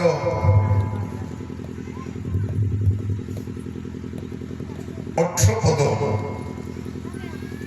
ଆଉ 19 ପଦ କଣ ଲେଖାଯାଉଛି ଜିହୁଦା ପୁସ୍ତକ ପୁରାତନ ନିୟମରେ ଅଛି ହେଲା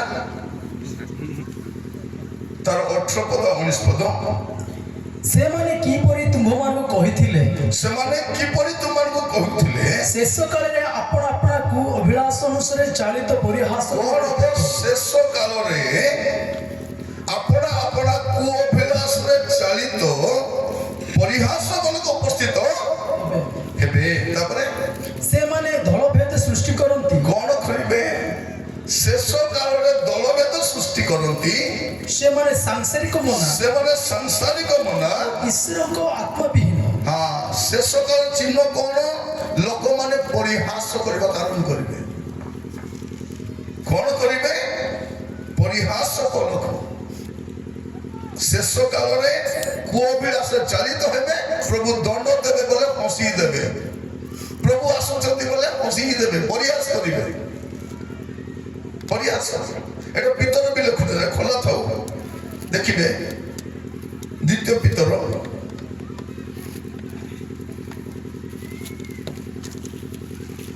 ତାର 3 ପର୍ବ 3 ପର୍ବ ତାର 3 ପଦ ଆଉ 4 ପଦ ପ୍ରଥମରେ ଏହା ଜ୍ଞାତ ହୁଅ ଯେ ଶେଷ କାଳରେ ଆପଣ ଆପଣା ଅଭିଳାଷ ଅନୁସାରେ କଣ ଲେଖା ଅଛି ଶେଷ କାଳରେ ଆପଣ ଅଭିଳାଷ ଅନୁସାରେ ଆଚରଣକାରୀ ପରିହାସକ ଲୋକ ଉପସ୍ଥିତ ହେବେ ପରିହାସ କରି କହିବେ ତାହାଙ୍କ ଆଗମନର ପ୍ରତିକ୍ରିୟା କାହା ତୁମେ କହୁଛ ପ୍ରଭୁ ଆସିବେ ତାଙ୍କର ଆଗମନ ପ୍ରତିକ୍ରିୟା କାହିଁ କାରଣ ପିତୃପୁରୁଷ ମାନଙ୍କର ମହାନିଦ୍ରା ପ୍ରାପ୍ତ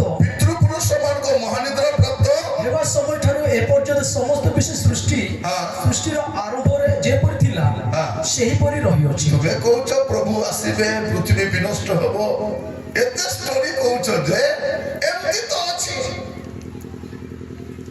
କେବେ ନଷ୍ଟ ହବ ଲୋକ ପରିହାସ କରିବେ ପ୍ରିୟ ଭାଇ ଭଉଣୀ ମାନେ ଆପଣ ଜାଣିଛନ୍ତି ନୋହଙ୍କ ସମୟରେ ବି ଲୋକ ସେମିତି ଏକ ପରିହାସ କରୁଥିଲେ ନୋହ କଣ ବୋଲି କହିଲେ ଜଳ ପ୍ଲାବନ ପୃଥିବୀ ବିନଷ୍ଟ ଲୋକ ହସିଲେ ଜଳ ପ୍ଲାବନ ହେବ ସେତେବେଳେ ପର୍ଯ୍ୟନ୍ତ ପୃଥିବୀରେ ବର୍ଷା କେବେ ହେଇନାହିଁ ବର୍ଷା ହେଇନାହିଁ ଏ କୁହୁଡି ଦ୍ୱାରା ଚାଷ ହଉଛି ବର୍ଷା ହେଉନାହିଁ ଇଏ କହୁଛନ୍ତି ଜଳ ପ୍ଲାବନ ବସେଇ ଦେଲେ କିନ୍ତୁ ପ୍ରଭୁ କହିଲାଟା ହବ ନା ନାହିଁ ନ ପ୍ରଚାର କରୁଛନ୍ତି ତୁମେ ମାନିଲେ ମାନ ନ ମାନିଲେ ନାହିଁ ଧର୍ମ ପ୍ରଚାରକ ନୁହ ପ୍ରଚାର ଚଲେଇଥିଲେ ଯୋଉଦିନ ପ୍ରଚାର ସରିଲା ପ୍ରଭୁ କହିଲେ ଏମାନେ ପରିବର୍ତ୍ତନ ହୁଅନ୍ତୁ ନ ହୁଅନ୍ତୁ ତୁମେ ଜାହାଜରେ ପ୍ରବେଶ କର ଆଉ ଜାହାଜ ଭିତରେ ଯେ ପ୍ରବେଶ କରିବ ସେ ରକ୍ଷା ପାଇବ ଜାହାଜ ବାହାରେ ବିନଷ୍ଟ ହେବ। ମୁଁ ଯୋଉ ପ୍ରଚାର କରୁଛି ଆପଣ ମାନିଲେ କେତେ ନ ମାନିଲେ କେତେ। ମୋର କାମ ପ୍ରଚାର କରିବାଟା ବୁଝାଇବାଟା ମୋର କାମ। ଆପଣ କେତେ ମାନିବେ ମୋର ଯାଏ ଆସେ ନାହିଁ। ମୁଁ ଆପଣଙ୍କୁ ବୁଝାଇବା ପାଇଁ ଚେଷ୍ଟା କରୁଛି। ପବିତ୍ର ଆତ୍ମା ଆପଣଙ୍କୁ ବୁଝାଇବା ଚେଷ୍ଟା କରୁଛନ୍ତି।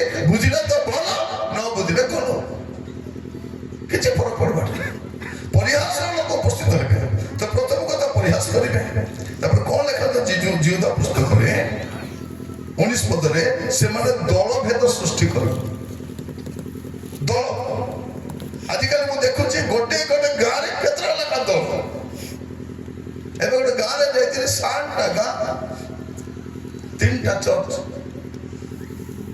ଛୋଟ ଗାଁ କଥା କଥାରେ ଝଗଡ଼ା ଚର୍ଚ୍ଚ। ଆଉ ଯେତେ ଲୋକ ବାଇବଲ ଟ୍ରେନିଂ କରି ଆସିବେ ସବୁ 10 ହାତର ଗାଁ ଖାଲି ଗାଉଥିବେ ସୁସମାଚାରକୁ ନେଇ ନିଜ ଗାଁକୁ ଯିବି ମଣ୍ଡଳୀ ଭାଙ୍ଗି ଦେବି। କଣ କରିବି?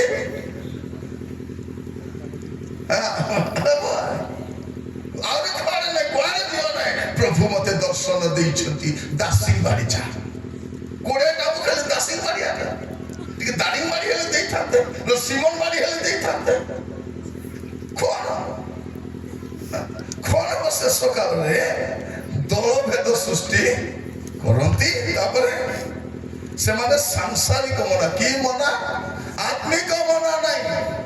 ଶେଷ କାଳରେ ଦେଖିବେ ସାଂସାରିକ ମନା, ଖାଲି ସଂସାରଟା। ମୁଁ କେମିତି ବଡ ହେବି, କେମିତି ଖାଇବି, କେମିତି ପିନ୍ଧିବି, କେମିତି କେମିତି କେମିତି କେମିତି ସଂସାର ତାଙ୍କର ମାଇଣ୍ଡରେ କିଛି ନଥିବ। ପ୍ରିୟ ଭାଇ ଭଉଣୀ ମାନେ, ଆମେ ସଂସାରରେ ଅଛୁ କିନ୍ତୁ ସାଂସାରିକ ମନା ହେବା ନାହିଁ। ଆମେ ଜଗତରେ ଅଛୁ, ଜାଗତିକ ମନା ହେବା ନାହିଁ। ପ୍ରଥମ ଜହନ 2 ପର୍ବ 15 ପଦ ଟିକେ ପଢିବେ, ଟିକେ ଖୋଲା ଥାଉ। ସଂସାର କେବଳ ସେଥିରେ ଥିବା ବିଶେଷ ସଂସାର କେବଳ ସେଥିରେ ଥିବା ବିଷୟ ସବୁକୁ ପ୍ରେମ ନ କର। କେହି ଯଦି ସଂସାରକୁ ପ୍ରେମ କରେ, କେହି ଯଦି ସଂସାରକୁ ପ୍ରେମ କରେ, ତାଙ୍କ ପ୍ରେମ ତାହାଠାରେ ନାହିଁ। ପିତାଙ୍କ ପ୍ରେମ ନାହିଁ।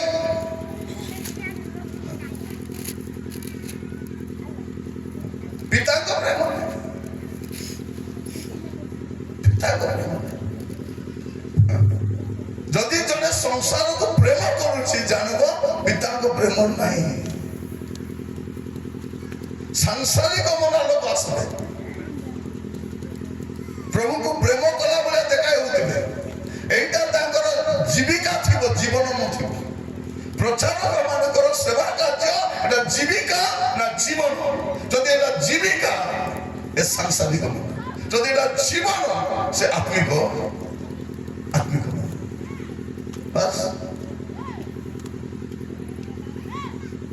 ପ୍ରିୟ ଭାଇ ଭଉଣୀ ମାନେ, ଆପଣଙ୍କ ମିଟିଂରେ ଯୋଉ ଲୋକମାନେ ସେ ତେଲ ବିକୁଛନ୍ତି, ସେ ତେଲ ବିକବା ଲୋକ ବି ଜାଣିଛି ତେଲ ସୁସ୍ଥ କରିବ ନାହିଁ। ତାକୁ ବି ଜଣା ତେଲ ଦ୍ୱାରା ସୁସ୍ଥତା ଆସେ ନାହିଁ, ତେଲ ସୁସ୍ଥ କରେ ନାହିଁ। କିଣି ଆଣିଛ କି ନାହିଁ ତମାନେ? କାଲି ଆଣିଦେବି।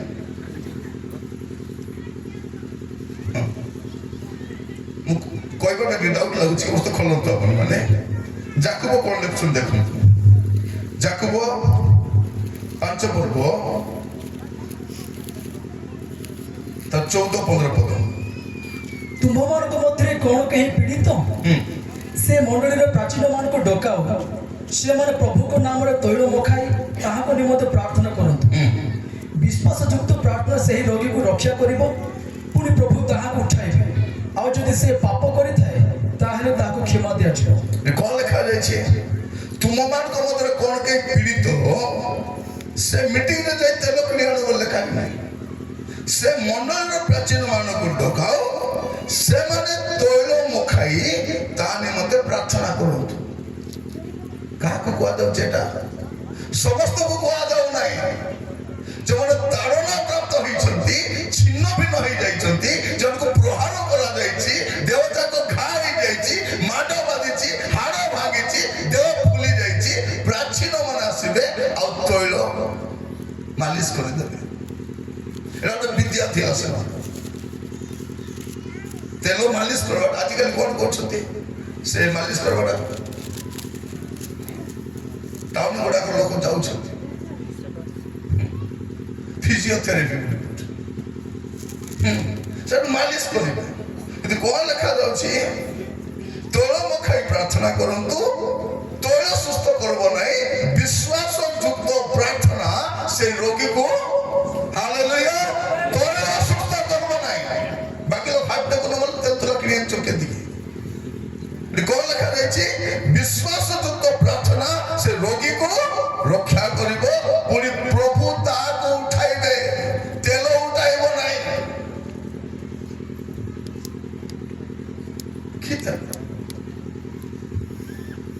ଏଠି ଏମାନେ ନଡ଼ିଆ ତେଲ ନଉନଥିଲେ, ଅଲିଭ ତେଲ, ଜିତ ବୃକ୍ଷର ତେଲ। ତମେ କୋଉ ତେଲ କିଣି ଆଣିଛ ଚଳିବ ନାହିଁ, ଫେରାଇ ଦିଅ। ଏମାନେ କୋଉ ତେଲ, ଜଡ଼ା ତେଲ କି ନଡ଼ିଆ ତେଲ ନାହିଁ, ଅଲିଭ ତେଲ ନଉଥିଲେ।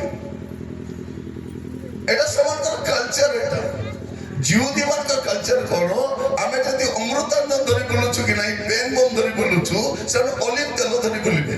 ଅଲିଭ ତେଲ କଣ ହବ, ଯଦି ରାସ୍ତା ଚାଲିଯିବେ ବେଶୀ ବାଟ, ହାତ ଗୋଡ଼ ବଥା ଫୁଲା ସୁଜା ହେଇଥିବ, ଟିକେ ମାଲିସ କଲେ ଭଲ ଲାଗିବ।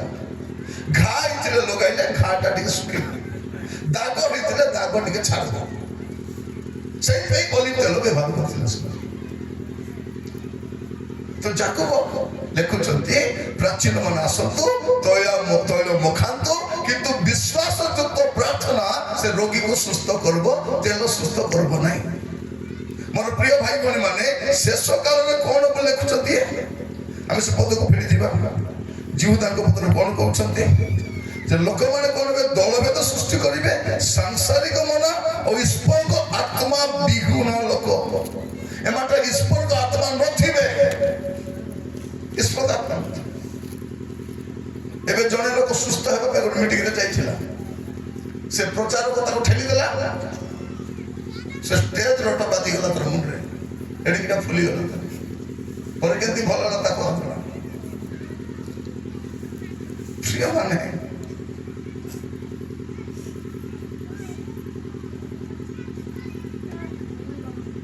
ଶେଷ କାଳରେ ପରିହାସକ ଲୋକ ଦଳଭେଦ ସୃଷ୍ଟି କରିବେ, ସାଂସାରିକ ମନ ଈଶ୍ୱରଙ୍କ ଆତ୍ମା ବିହୁନ ଲୋକ। ଈଶ୍ୱରଙ୍କ ଆତ୍ମା ନଥିବ।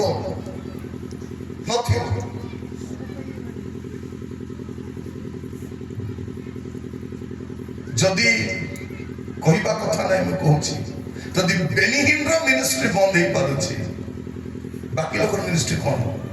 ବେନିହିନ ଟିକେ ଡେରିରେ ବୁଝିଲେ, ସେ ବାକ୍ୟ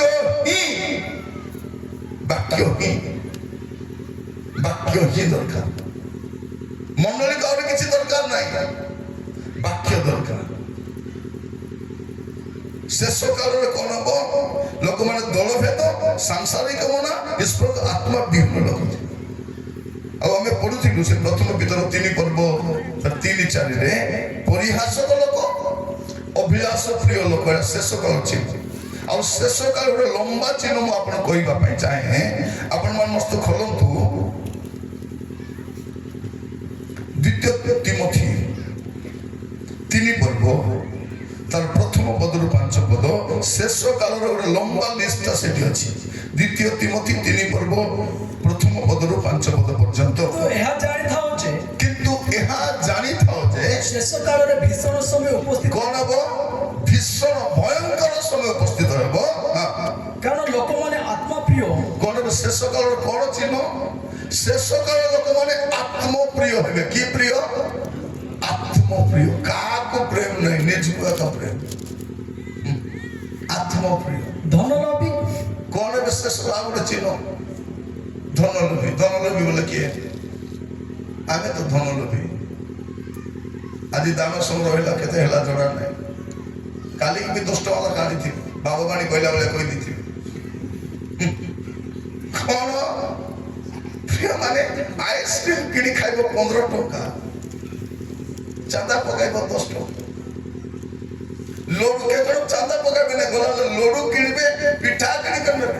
କାଲି ଗୋଟେ ଜାଗା ଯାଇଥିଲି, ସେଠି ପୁରା ମୀନା ବଜାର ଭଳିଆ শাড়ি ডেক্সি পত্র ব্লাউজ চুড়ি এটা মিটিং না কোনটা ସେଇଟା ପାଇଁ ପଇସା ଅଛି ବର୍ଷକୁ ଥରେ ଗୋଟେ ଗୋଷି ହେବ ସେ ଗୋଷିରେ ମଧ୍ୟ ସେ ଘଷି ଘଷି ହେଲା 10 ଟଙ୍କା ନଟା ଚଳୁ ବି ଚାଲ ଚିନି ବି ହଉନଥିବ ପାଉରୁଟି ଭଳିଆ ଫୁଲିକି ଥିବ ଆଶୀର୍ବାଦ କେମିତି ପାଇବ ବାଇବଲ କହୁଛି ଦିଅ ତୋହିଲେ ତୁମକୁ ଦିଆହେଉଛି ଆମେ କହୁଛୁ ଦେବୁ ନାହିଁ କି ପାଇବ ଆମେ ଦେବୁ ନାହିଁ ମାତ୍ର ତୁମେ ଆମକୁ ଦେବାର ଅଛି ପ୍ରଭୁ ତମେ ଦିଅ তুই দে মুই দেবি না মাত্র তুমি একা মতে দিও কোন শেষ কালরে কোন হব কোটা ছিল শেষ কালরে আত্মপ্রিয় ধনলোভী আত্মগর্বী অহংকারী নিন্দক যেতিকি তাଙ୍କୁ উপকার করবে নিন্দা একা করবে যার চা পিবে তার বিরুদ্ধে কହୁଥିବେ যার জলখিয়া খাইবে তার বিরুদ্ধে কইবে যে সংস্থারে কাম করবে সে ডাইরেক্টর বিরুদ্ধে কହୁଥିବେ পাস্টর বিরুদ্ধে কইবে নিন্দক তো নিন্দক পিতা মাতাଙ୍କର অবাধ্য ମୋର প্রিয় ভাই ভଉଣୀ ମାନେ ଶେଷ କାଳର ଚିହ୍ନ କଣ ପିତା ମାତାଙ୍କର ଅବାଧ୍ୟ ପିତା ମାତାଙ୍କର ଅବାଧ୍ୟ ଅକୃତଜ୍ଞ ମାନେ ତାଙ୍କ ପ୍ରତି ଆପଣ ଯାହା କଲେ ବି କୃତଜ୍ଞ ନାହିଁ ସେମାନେ ଅକୃତଜ୍ଞ କଣ କଲ ଯେ ବାବା ତୁମେ କଣ କରିଦେଲ ମା ତୁମେ କଣ କଲ କୃତଜ୍ଞ ନାହିଁ ଏବେ ଝିଅ ମାନେ ମା କୁ କହୁଛନ୍ତି ତୁ କଣ କରିଦେଲୁ ଗୋ କଣ କରିଦେଲୁ ଆକାଶ ଫଟାଇ ସେଟା ତଳରୁ ଉପରୁ ପଡିଲୁ ତୁଇ କଣ ଅକୃତଜ୍ଞ ପୁଅ ଝିଅ ମାନେ ଅକୃତଜ୍ଞ ଅକୃତଜ୍ଞ ତାପରେ ସ୍ନେହ ଶୂନ୍ୟ ଟିକେ ବି ସ୍ନେହ ନଥିବ ଥିବ କି ନାଇଁ ସ୍ନେହ ନାହିଁ ଝିଅ ଜନ୍ମ କରିବେ ଝିଅ ଯଦି ଜନ୍ମ ହେଲା ଫିଙ୍ଗି ଦଉଛନ୍ତି ସ୍ନେହ ନାହିଁ ସ୍ନେହ ନାହିଁ ଲୋକମାନଙ୍କୁ ଜଳେଇ ଦଉଛନ୍ତି ସ୍ନେହ ନାହିଁ ଏବେ ଆମେ ଦେଖୁଥିଲୁ ନାବାଳିକା ଝିଅ ମାନଙ୍କୁ ଅତ୍ୟାଚାର କରି ଜଙ୍ଗଲରେ ନିଆଁ ଲଗାଇ କରି ଫିଙ୍ଗିଦେବ ତୁମେ ସ୍ନେହ ନାହିଁ ସ୍ତ୍ରୀ ମାନଙ୍କୁ ମଧ୍ୟ ସ୍ୱାମୀ ମାନେ କେମିତି ମାରିଥାଉଛନ୍ତି ସ୍ନେହ ନାହିଁ ମୁହଁ ଫୁଲି ଯାଉଛି ଲାତ ବିଧା ସ୍ନେହ ନାହିଁ ସ୍ନେହ ଶୂନ୍ୟ ଅମିଳନ ପ୍ରିୟ କାହା ସହିତ ମିଳାମିଶା ନାହିଁ ପଡୋଶୀ ସାଙ୍ଗେ ବି ମିଳାମିଶା ନାହିଁ ବାପା ମା ସାଙ୍ଗେ ମିଳାମିଶା ନାହିଁ ଅମିଳନ ପ୍ରିୟ ତାପରେ ଅପବାଦକ ଅଜିତେନ୍ଦ୍ରିୟ ପ୍ରଚଣ୍ଡ ଉତ୍ତମ ବିଷୟ ଗୁଣାକାରୀ ବିଶ୍ୱାସଘାତକ ଯାହାକୁ ବିଶ୍ୱାସ କରିବେ ସେ ବିଶ୍ୱାସଘାତକ ଦୁଃସାହସୀ ଦାମ୍ଭିକ ହେବେ ଈଶ୍ୱର ପ୍ରିୟ ନ ହୋଇ ବିଳାସ ପ୍ରିୟ ହେବେ ସେମାନେ କଣ ସେମାନେ ଭକ୍ତିର ଫେକ ଧରନ୍ତି କିନ୍ତୁ ସେଥିର ଶକ୍ତିକୁ ଅସ୍ୱୀକାର କରନ୍ତି ଏଇଟା ଶେଷ କାଳର ଚିହ୍ନ ମୋର ଭାଇ ଭଉଣୀ ମାନେ ମୁଁ ଆପଣମାନଙ୍କୁ କାହିଁକି କହୁଛି ଯେ ସମସ୍ତ ବିଷୟର ଅନ୍ତିମ କାଳ ସନ୍ନିକଟ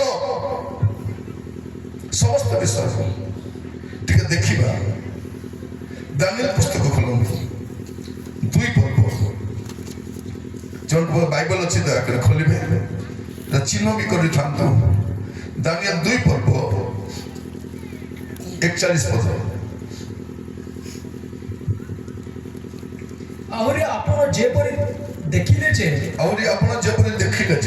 ପାତର ଅଙ୍ଗରେ କିଛି କୁମ୍ଭକାର ମୃତ୍ତିକାମୟ ଓ କିଛି ଲହମୟ ଥିଲା ସେହିପରି ସେ ରାଜ୍ୟ ବିଭକ୍ତ ରାଜ୍ୟ ହେବ ମାତ୍ର ତହିଁରେ ଲହର ଦୃଢ଼ତା ରହିବ କାରଣ କର୍ଦ୍ଦମରେ ଲହ ମିଶ୍ରିତ ଥିବାର ଆପଣ ଦେଖିଲେ ପୁଣି ପାଦର ଅଙ୍ଗୁଳି ସବୁ ଯେପରି କିଛି ଲହମୟ ଓ କିଛି ମୃତ୍ତିକାମୟ ଥିଲା ଆପଣ ପଢି ପଢି ଆସନ୍ତୁ ତଳ ଯାଏ ସେହିପରି ରାଜ୍ୟରେ ଏକାଂଶ ଦୃଢ଼ ଓ ଏକାଂଶ ଭଗ୍ନ ହେବ ଆଉ ଆପଣ ଯେପରି ମର୍ଦ୍ଦକ ସଙ୍ଗରେ ଲହ ମିଶ୍ରିତ ଥିବାର ଦେଖିଲେ ସେହିପରି ସେମାନେ ମନୁଷ୍ୟମାନଙ୍କ ବଂଶ ସଙ୍ଗେ ଆପେ ମିଶ୍ରିତ ହେବେ ମାତ୍ର ଲହ ଯେପରି ମୃତ୍ତିକାରେ ମିଶ୍ରିତ ହୁଏ ନାହିଁ ତଦ୍ରୂପ ସେମାନେ ପରସ୍ପର ସଂଲଗ୍ନ ହୋଇ ରହିବେ ନାହିଁ ପୁଣି ସେହି ରାଜଗଣ ସମୟରେ ସ୍ୱର୍ଗସ୍ଥ ପରମେଶ୍ୱର ଗୋଟିଏ ରାଜ୍ୟ ସ୍ଥାପନ କରିବେ ତାହା କଦାଚ ବିନଷ୍ଟ ହେବ ନାହିଁ କିମ୍ବା ତହିଁର ଆଧିପତ୍ୟ ଅନ୍ୟ ଗୋଷ୍ଠୀର ହସ୍ତରେ ଛଡ଼ାଯିବ ନାହିଁ, ମାତ୍ର ତାହା ଏ ସମସ୍ତ ରାଜ୍ୟକୁ ଖଣ୍ଡ ଖଣ୍ଡ ଓ ନଷ୍ଟ କରି ଆପେ ଚିରସ୍ଥାୟୀ ହେବ।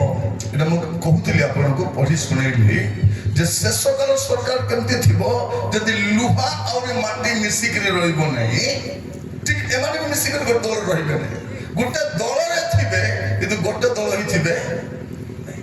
ଏବେ ଦେଶରେ ଗୋଟେ ଦଳ ସରକାର ନାହିଁ, ବୁଢା ଏକଲା ଦେଖାଯାଉଛି କିନ୍ତୁ କେତେଟା ଦଳ ଅଛନ୍ତି, କେତେ ଦଳ ମିଶିଲେ ଗୋଟେ ଦଳ ହେବ। ସେ ଭିତରେ ବି ଟଣା ଅଟଣା ଥିବ, ତାଙ୍କ ଭିତରେ ବି ପଡୁନଥିବ। ମୁଁ କହୁଥିଲି ଆପଣମାନଙ୍କୁ ପୃଥିବୀର ଶେଷ ସରକାର ହଉଛି ଗଣତନ୍ତ୍ର ସରକାର, ତାପରେ ସରକାର ଆହୁରି ନଥିବ। ଆମେ ଗଣତନ୍ତ୍ରର ବିକୃତ ରୂପକୁ ଦେଖୁଛୁ ଦିନ ମାନଙ୍କରେ। ଆମେ କେବେ ପରିକଳ୍ପନା କରିନଥିଲୁ, କେବେ ଭାବିନଥିଲୁ ଯେ ଆମର ଦେଶର ଅବସ୍ଥା ଦିନେ ଏମିତି ହେବ।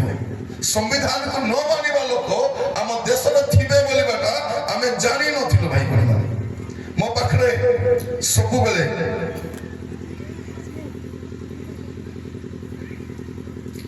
ଦୁଇଟା ବହି ଥିବ, ଗୋଟେ ହଉଛି ମୋର ବାଇବଲ ଆଉ ଗୋଟେ ଅଛି ମୋର ଦେଶର ସମ୍ବିଧାନ। ମୁଁ ଦୁଇଟା ବହିକୁ ମାନେ। ଏଇଟା ହଉଛି ଆମର ଦେଶର ସମ୍ବିଧାନ ଆଉ ଏଇଟା ହଉଛି ସ୍ୱର୍ଗର ସମ୍ବିଧାନ। ଏଇଟା ସ୍ୱର୍ଗର ସମ୍ବିଧାନ। ମୁଁ କେମିତି ଜୀବନ କାଟିଲେ ସ୍ୱର୍ଗକୁ ଯିବି ଆଉ ସ୍ୱର୍ଗର ସରକାର ନୀତି ନିୟମ କଣ ଏଟା ବାଇବଲ କୁହେ, ଆଉ ଏଇଟା ମୋର ଭାରତର ସମ୍ବିଧାନ। ଏଟାକୁ ମୁଁ ମାନେ, ଏ ଦୁଇଟା ପୁସ୍ତକକୁ ମୁଁ ମାନେ। ମୋର ପ୍ରିୟ ମାନେ, ମୁଁ କହିବା ପାଇଁ ଚାହୁଁଛି ଆମେ କେବେ ଭାବିନଥିଲୁ ଯେ ସମ୍ବିଧାନର ଯେ ନିର୍ମାତା ତାକୁ ଲୋକ ଅପମାନ କରିବେ। ପାର୍ଲାମେଣ୍ଟରେ ଯେତିକି ଲୋକ ବସିଛନ୍ତି ସବୁର ଡିଗ୍ରୀ ମିଶିଲେ ମଧ୍ୟ ଡକ୍ଟର ଭୀମରାଓ ଆମ୍ବେଦକର ଡିଗ୍ରୀ ଭଳିଆ ହେବ। ପୃଥିବୀର ସବୁଠାରୁ ଶିକ୍ଷିତ ବିଜ୍ଞ ଲୋକ ଭିତରେ କିଏ ଆସିବେ?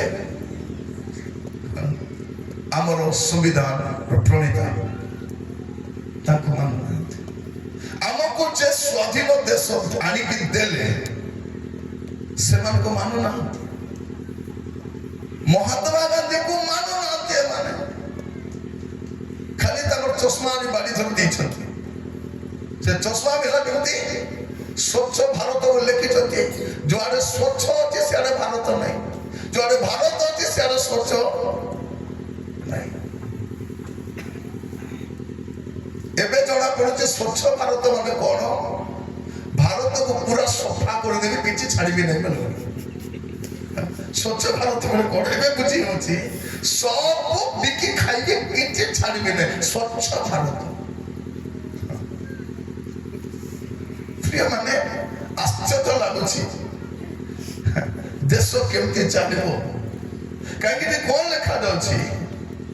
ମୋର ପ୍ରିୟ ଭାଇ ଭଉଣୀ ମାନେ, ମୁଁ ପୁଣି ଥରେ କହିବା ପାଇଁ ଚାହେଁ, এইটা ମୋର ଦେଶର ସମ୍ବିଧାନ। ଆମେ ଖ୍ରୀଷ୍ଟିଆନ ମାନେ ଆକୁ ବହୁତ ମାନୁ। এইটা যদি নথান্তা ଆଉ এইটা ହିଁ ମତେ ଅଧିକାର ଦଉଛି ଆପଣଙ୍କ ସାମ୍ନାରେ ଠିଆ ହେଇ କଥା ହେବା ପାଇଁ, ପ୍ରଚାର କରିବା ପାଇଁ, ଭ୍ରାନ୍ତ ମତ ବିଷୟରେ କହିବା ପାଇଁ, ଯୋଉଟା ଠିକ ନୁହେଁ ସେ ବିଷୟ କହିବା ପାଇଁ এই ପୁସ୍ତକ ମତେ ଅଧିକାର ଦିଏ। ମୁଁ ଆପଣମାନଙ୍କୁ କହି ରଖି ପ୍ରିୟ ଭାଇ ଭଉଣୀ ମାନେ, ଶେଷ କାଳରେ ଆମେ ବାସ କରୁଛୁ। କାହିଁକି? ଆମେ ଦେଖୁଛୁ ଏ ଦେଶର ଏ ବିଶ୍ୱର ସରକାର କେମିତି ଅଛି। ମିଶିକି ରହିପାରିବେ ନାହିଁ, କିନ୍ତୁ ଏମିତି ସବୁ କଣ ଲେଖାଯାଉଛି? ସେ ରାଜଗଣ ସମୟରେ ସ୍ୱର୍ଗସ୍ଥ ପରମେଶ୍ୱର ଗୋଟେ ରାଜ୍ୟ ସ୍ଥାପନ କରିବେ, ତା କଦାଚ ବିନଷ୍ଟ ହେବ ନାହିଁ। ହାଲେଲୁୟା। ପ୍ରିୟମାନେ, ପ୍ରଭୁ ସ୍ୱର୍ଗର ପରମେଶ୍ୱର ଗୋଟେ ରାଜ୍ୟ ପ୍ରତିଷ୍ଠା କରିବେ। କେବେ? ଯେତେବେଳେ এই ସରକାରର ଶାସନ ସମାପ୍ତ ହବ, ସ୍ୱର୍ଗର ସରକାର ଗୋଟେ ସରକାର ସ୍ଥାପନ କରିବେ। ତା ନଷ୍ଟ ହବ ନାହିଁ, ତା ଶାନ୍ତି ରାଜ୍ୟ ହବ, ତା ସମୃଦ୍ଧିର ରାଜ୍ୟ ହବ, ତା ସୁରକ୍ଷା ରାଜ୍ୟ ହବ। ସେମିତି ଗୋଟେ ରାଜ୍ୟ ସ୍ଥାପନ ହେବା ପାଇଁ ଯାଉଛି। କିନ୍ତୁ ମୁଁ ଆପଣମାନଙ୍କୁ କହିବା ପାଇଁ ଚାହେଁ, ଆମେ ଯୋଉ ବାସ କରୁଛୁ, ଆମେ ଶେଷ କାଳରେ ବାସ କରୁଛୁ। କେମିତି ଜାଣିବା? ଏଟା ପୃଥିବୀର ଶେଷ ସରକାର। ଯାକୋବ 5 ପର୍ବ ତାର 3 ପଦ ପୁଣି ଥରେ ପଢନ୍ତୁ। ଯାକୋବ 5 ପର୍ବ ତାର 3 ପଦ ପୁଣି ତୁମମାନଙ୍କର ସୁନା ଓ ରୂପରେ କଳଙ୍କ ଲାଗିଲାଣି, ତୁମମାନଙ୍କ ସୁନା ଉପରେ କଳଙ୍କ ଲାଗିଲାନି, ସେଥିରେ କଳଙ୍କ ତୁମମାନଙ୍କ ବିରୁଦ୍ଧରେ ସାକ୍ଷ୍ୟ ଦେବ ସେଥିରେ କଳଙ୍କ ତୁମମାନଙ୍କ ବିରୁଦ୍ଧରେ ସାକ୍ଷ୍ୟ ଦେବ, ଓ ଅଗ୍ନି ପରି ତୁମମାନଙ୍କ ମାଂସ ଗ୍ରାସିବ। ରାସିବ। ଏହି ଶେଷ କାଳରେ ତୁମେମାନେ ଧନ ସଞ୍ଚୟ କର। କଣ ଶେଷ କାଳର ଚିହ୍ନ କଣ? ଯେ ଧନ ସଞ୍ଚୟ କରିବାର ନିଶା। ଏବେ ଧନକୁ ଲୋକ ଭାବୁଛନ୍ତି ବେଶୀ। ଧନ ନାଟର ଗୋବର୍ଦ୍ଧନ। ଧନ କେବେ ବି କାହାର ମଙ୍ଗଳରେ ଆସିନାହିଁ, এটা କେବଳ କ୍ଷତି ଆକା କରିଛି। ଆମର ପୂର୍ବପୁରୁଷ ମାନଙ୍କ ପାଖରେ ଧନ ନଥିଲା, ବଞ୍ଚିଲେ ନା ନାହିଁ? ବଞ୍ଚିଲେ ନା ନାହିଁ? ମୁଁ ଯେତେବେଳେ ନୂଆ ନୂଆ କନ୍ଧମାଳ ଆସୁଥିଲି, ଦିନେ ଗୋଟେ ଜାଗାରେ ଯାଇଛି, ଆଜ୍ଞା ହାତ ଧୁଆ, ଆଜ୍ଞା ଜଳଖିଆ ଖାଇବ ବୋଲି କହିଲେ। ହଉ ଖାଇବା, କନ୍ଦା ଆଣିକି ଦେଲେ। ମୁଁ କହିଲି କି କନ୍ଦା? ନା ଆଜ୍ଞା ଆମର କନ୍ଧମାଳରେ ଖାଆନ୍ତି ଆଜ୍ଞା, ଏଟାକୁ ଭାତ କନ୍ଦା ବୋଲି କୁହନ୍ତି। କି କନ୍ଦା? ଖାଇଲା ବେଳେ ତ ସବୁ ଭାତ ଭଳିଆ ଲାଗୁଛି। ଖାଇଲି, ତାପରେ ମହୁ ଟିକେ ଦେଲେ, ଆଜ୍ଞା ଟିକେ ଖାଅ। ମହୁ କେତେ ଖାଇ ହବ? ଅଳ୍ପ ଖାଇଲି। ତାପରେ ସେ ମହୁ ଚାକଟା ଦେଲେ, ତାକୁ ଖାଇଲି। ପିମ୍ପୁଡ଼ି ପୋକ ଫୋକ ଦେଲା, କହିଲେ ଆଜ୍ଞା ଖାଅ, ଆଜ୍ଞା ଦେହ ପାଇଁ ଭଲ। ଖାଇଲି ସେଇଟା ଏତେ ମିଠା, ସେ ବହୁତ ମିଠା ଥାଏ। ମହୁ ଠାରୁ ମଧ୍ୟ ସେ ବେଶୀ ମିଠା ଥିବ। ତାପରେ କହିଲେ ଆଜ୍ଞା କଣ ରାନ୍ଧିବା? ସେ କହିଲେ ନାଇଁ ଆଜି ସେ ଲତି କୁଷା ଟିକେ ଆଣିକି କର ବୋଲି। କି କୁଷା? ଲତି କୁଷା। ତ ସେଇଦିନ ମୁଁ ଜାଣିଲି ଲତି କୁଷା ଏତେ ବଢିଆ ଲାଗିବ ବୋଲି। ଲତି କୁଷା, ତାପରେ ଆଉ ଗୋଟେ ଦିନ ସିଟି କୁଷା। ଏ ଦୁଇଟା କୁଷା,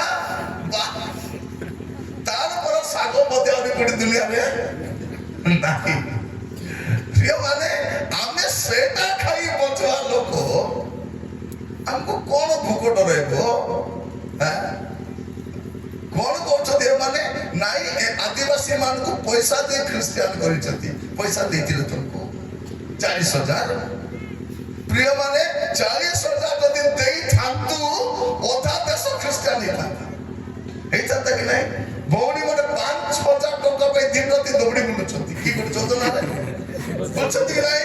5,000 ମିଳିବ ବୋଲି ସକାଳେ ସନ୍ଧ୍ୟା ତମର ଚଢିଲା ନାଇଁ, ଆମର ତ ଚଢି ଉତରିଗଲା। ଚଢି ମିଶା ଥିଲା, ଆଉ ଉଲି ମଧ୍ୟ ଖର୍ଚ୍ଚ ବି ସରିଗଲା।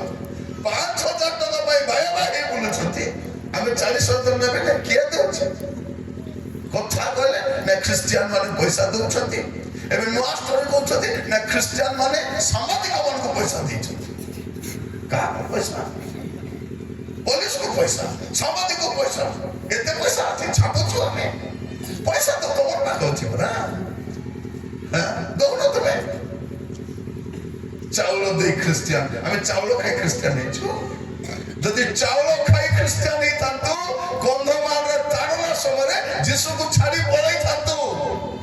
ଆମେ ଯୀଶୁକୁ ବିଶ୍ୱାସ କରୁଛୁ କଣ? ଯେ ଯୀଶୁ ହିଁ ତ୍ରାଣକର୍ତ୍ତା, ଯୀଶୁ ହିଁ ମୁକ୍ତିଦାତା, ଯୀଶୁ ହିଁ ଈଶ୍ୱରପତି। ଯୀଶୁଙ୍କ ଛଡା ଦ୍ୱିତୀୟ କେହି ପାପ କ୍ଷମା ଦେଇପାରିବ ନାହିଁ। ଏଇଟା ଜାଣିଲା ପରେ ଘର ଯାଉ, ଜୀବନ ଯାଉ, ଡେକ୍ସି ପତ୍ର ଯାଉ, ଗାଈ ଗୋରୁ ଯାଉ, ଯାହା ଗଲେ ଯାଉ, ଯୀଶୁ ଥାଉ। ମୋର ପ୍ରିୟ ଭାଇ ଭଉଣୀ ମାନେ, ଜାଣି ନାହାନ୍ତି ଆମେ କାହିଁକି ଯୀଶୁକୁ ଗ୍ରହଣ କରୁଛୁ। ସମସ୍ତ ବିଷୟର ଅନ୍ତିମ ମକା ଆସିଗଲା। ଦିନ ପଦ ପଢି ପ୍ରାର୍ଥନା କରିବା ପାଇଁ ଯିବା। ଆପଣ ଯଦି ଦେଖିବେ ଯେସାଇ 2 ପର୍ବ 2 ପଦ, ଯେସାଇ 2 ପର୍ବ ତାର 2 ପଦ। ଶେଷ କାଳରେ ଏହି ରୂପ ଘଟିବ। ଶେଷ କାଳରେ ଏହି ରୂପ ଘଟିବ। ସଦାପ୍ରଭୁଙ୍କ ଗୃହର ପର୍ବତ, ସଦାପ୍ରଭୁଙ୍କ ଗୃହର ପର୍ବତ ଗଣର ଶିଖର ଉପରେ ସ୍ଥାପିତ ହେବ ଓ ଉପପର୍ବତ ଗଣ ଉପରେ ଅପେକ୍ଷା ଉଚ୍ଚୀକୃତ ହେବ। ଆଉ ସମୁଦାୟ ଗୋଷ୍ଠୀ ସ୍ରୋତ ପରି ତହିଁ ମଧ୍ୟକୁ ବହି ଆସିବେ। କଣ ଶେଷ କାଳରେ? ସମୁଦାୟ ଗୋଷ୍ଠୀ ସ୍ରୋତ ପରି ପ୍ରଭୁଙ୍କ ପାଖକୁ ଆସିବେ। ଶେଷ କାଳରେ ଏଟା ଗୋଟେ ଚିହ୍ନ। ଆମର ଭାରତରେ ଲୋକ ଜାଣିଲେନି ଯେ ଅଧିକ ଲୋକ ଯୀଶୁଙ୍କ ପାଖରେ ଆସୁଛନ୍ତି। ସେଇଥିପାଇଁ ଜନଗଣନା କରୁନାହାନ୍ତି କି ଜାତି ଗଣନା କରୁନାହାନ୍ତି। କାହିଁକି? ଅଧା ତ ପଳେଇଲେ। କାହିଁକି? ଶେଷ କାଳରେ ସ୍ରୋତ ପରି ଲୋକ ଆସିବେ, ଆହୁରି ଆସିବେ, ଆହୁରି ତାଡ଼ନା ହବ। ଖ୍ରୀଷ୍ଟିଆନ ଯେବେ ଯେବେ ତାରଣ ହେଇଛି ତେବେ ତେବେ ଖ୍ରୀଷ୍ଟିଆନ ବୁଢୀ ନା ବଢିଛୁ ପ୍ରିୟ ମାନେ ତାରଣ ହଉଛି କଣ ଶୈଳା ବାଘକୁ ଉଠାଇଲା ଭଳିଆ ଶୈଳା ବାଘ ଉଠିଲା ଭଳିଆ ଆମେ ଯଦି ଉଠି ଆଣ୍ଠେଇ ପଡିବୁ ସମସ୍ୟାର ସମାଧାନ କରି ଆସୁ ମୋର ପ୍ରିୟ ମାନେ ମୁଁ କହିବା ପାଇଁ ଚାହେଁ ଶେଷ କାଳରେ ଲୋକମାନେ ସ୍ରୋତ ପରି ଆସିବେ ମିଖା ବି ଲେଖୁଛନ୍ତି ମିଖା 4 ପର୍ବ 1 ପଦରେ ବି ଲେଖାଯାଏ ଯେ ଲୋକମାନେ ଶେଷ କାଳରେ ସ୍ରୋତ ପରି ଆସିବେ ମୋର ପ୍ରିୟ ଭାଇ ଭଉଣୀ ମାନେ ପ୍ରଭୁଙ୍କ ନାମର ଗୌରବ ପ୍ରଭୁଙ୍କ ନାମର ମହିମା ଶେଷ କାଳରେ କଣ ହବ ଗୋଟେ ପଦ ପଢି ପ୍ରାର୍ଥନା କରିବା ପାଇଁ ଯିବା ପୁଣି ଆସନ୍ତା କାଲି ମଧ୍ୟ ଅଧ୍ୟୟନ କରିବା ଯେସାଇ ତାର 43 ପର୍ବ 5 ପଦ ଯେସାଇ 43 ତାର 5 ଭୟ କର ନାହିଁ କାରଣ ଆମ୍ଭେ ତୁମ ସଙ୍ଗରେ ଅଛୁ ଆମେ ତୁମ ସଙ୍ଗରେ ଅଛୁ ପୂର୍ବ ଦିଗରୁ ତୁମ ବଂଶକୁ ଆଣିବା ପଶ୍ଚିମ ଦିଗରୁ ତୁମକୁ ସଂଗ୍ରହ କରିବା ଶେଷ କାଳରେ କଣ ହବ ପ୍ରିୟ ମାନେ ଜାଣିଛନ୍ତି ଯୋଉ ଇସ୍ରାଏଲ ଲୋକମାନେ ପୃଥିବୀ ଯାକ ଛିନ୍ନ ଭିନ୍ନ ହୋଇଯାଇଥିଲେ ଶେଷ କାଳରେ ସେମାନେ ଇସ୍ରାଏଲକୁ ଫେରି ଆସିବେ ହାଲେଲୁୟା ଏଇଟା ବାଇବଲର ପ୍ରାମାଣିକତା ଏଇଟା ବାଇବଲର ସତ୍ୟତା ଶେଷ କାଳରେ ଆମେ ଅଛୁ ବୋଲି ଜାଣିବା ପାଇଁ ଶେଷ କାଳ ବୋଲି ଆମେ କେମିତି ଜାଣିବା ଶେଷ ମୁହୂର୍ତ୍ତ ବୋଲି କେମିତି ଜାଣିବା ଯେ ଜ୍ଞାନ ବଢିବ ସ୍ପିଡ ବଢିବ ଦ୍ରୁତତା ବଢିବ ଲୋକମାନେ କଣ କରିବେ ଦଳଭେଦ ସୃଷ୍ଟି କରିବେ ସାଂସାରିକ ମନା ଈଶ୍ୱର ଆତ୍ମା ବିହୀନ ପରିହାସକ ଅଭିଳାଷ ପ୍ରିୟ ଲୋକ ଆସିବେ ଶେଷ କାଳରେ ଭୀଷଣ ସମୟ ଆସିବ ଆମେ 23ଟା ଚିହ୍ନ ଦେଖିଲୁ ଶେଷ କାଳରେ ଧନ ସଞ୍ଚୟ ନିଶା ଆସିବ ଶେଷ କାଳରେ ସରକାର ଏମିତି ଏକା ଥିବ ଏମିତି ଥିବ ମୋର ପ୍ରିୟ ମାନେ ଲୋକମାନଙ୍କୁ ଦେଖିବେ ଆଜି ସକାଳେ ସେ କଂଗ୍ରେସରେ ଅଛି ସନ୍ଧ୍ୟା ବେଳେ ଆରି ଗୋଟେ ଦଳରେ ସକାଳେ ଆରି ଗୋଟେ ଦଳରେ এই দলের ঠিয়া হব বলে ঘোষণা হচ্ছে সেই দল টিকেট দଉଛି সেই দলের জিণব গলা বেলକୁ সে ভিন দল যাইকরি এইটা হচ্ছে শেষ কালর ছিল প্রিয় মানে যৌ নেতা মানক স্থিরতা নাই সেମାନଙ୍କ স্থিরতা দেবে কি আমার লোক মানে যে যে করে বলুଛନ୍ତି কে যেন যে যে কলে বললে সে লোক যাই সেটি যেই করুছি তারপরে আরে গুটি যাই যেই করুছি আমি কোন করবার আছে লাঞ্জ বলে বলুଥିବାର ଅଛି ଶେଷ କାଳ ଏମିତି ଥିବ ତେଣୁ ମୁଁ କହି ରଖେ ଆପଣମାନଙ୍କୁ ଯେତେବେଳେ ସମସ୍ତ ବିଶ୍ୱର ଅନ୍ତିମ କାଳ ସନ୍ନିକଟ ଏ ପଦଟା ପୁଣି ଥରେ ପଢିବା ପ୍ରଥମ ପିତର 4 ପର୍ବ 7 ପଦ ଆଉ ପ୍ରାର୍ଥନା କରିବା ପାଇଁ ଯିବା ମାତ୍ର ସମସ୍ତ ବିଶ୍ୱର ଅନ୍ତିମ କାଳ ସନ୍ନିକଟ ଅତ୍ୟନ୍ତ ସୁବୁଦ୍ଧି କଣ ହୁଅ ଏବେ ସୁବୁଦ୍ଧି ହୁଅ ନିର୍ବୁଦ୍ଧି ଭଳିଆ ହୁଅ ନାହିଁ ସୁବୁଦ୍ଧି ହୁଅ ପୁଣି ପ୍ରାର୍ଥନା କରିବା ପାଇଁ ସଚେତନ ଥାଅ ପ୍ରାର୍ଥନା କରିବା ପାଇଁ ସଚେତନ ଥାଅ କଣ ପାଇଁ ପ୍ରାର୍ଥନା କରିବା ପାଇଁ କଣ ପ୍ରାର୍ଥନା କରିବେ କଣ ପ୍ରାର୍ଥନା କରିବେ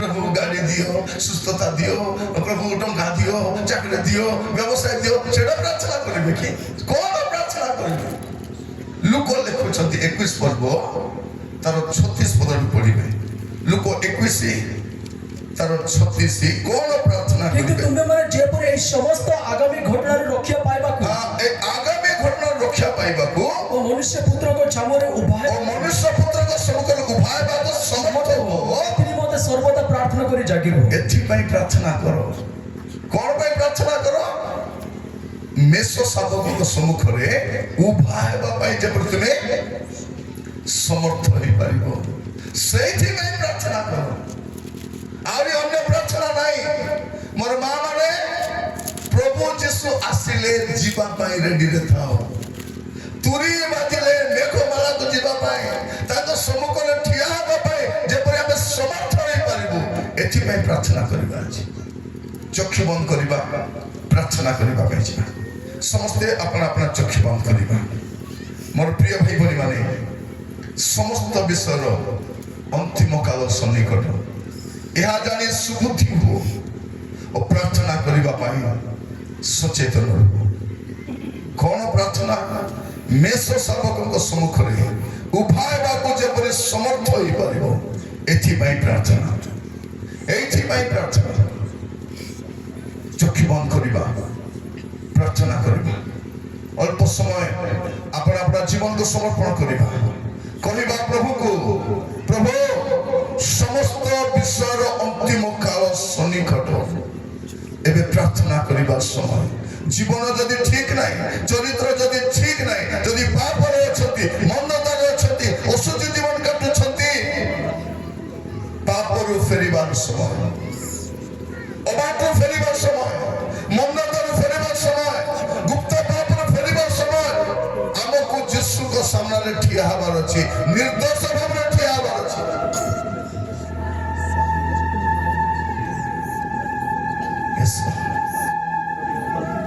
प्रभु दया करो अनुग्रह करो ओ मोर प्रिय भाई भनी माने समस्त विश्वर आम बाइबल देखुलु गोटे गोटे चिन्ह गोटे गोटे लक्षण आ सब पूरा हो सारी कि बाकी नहीं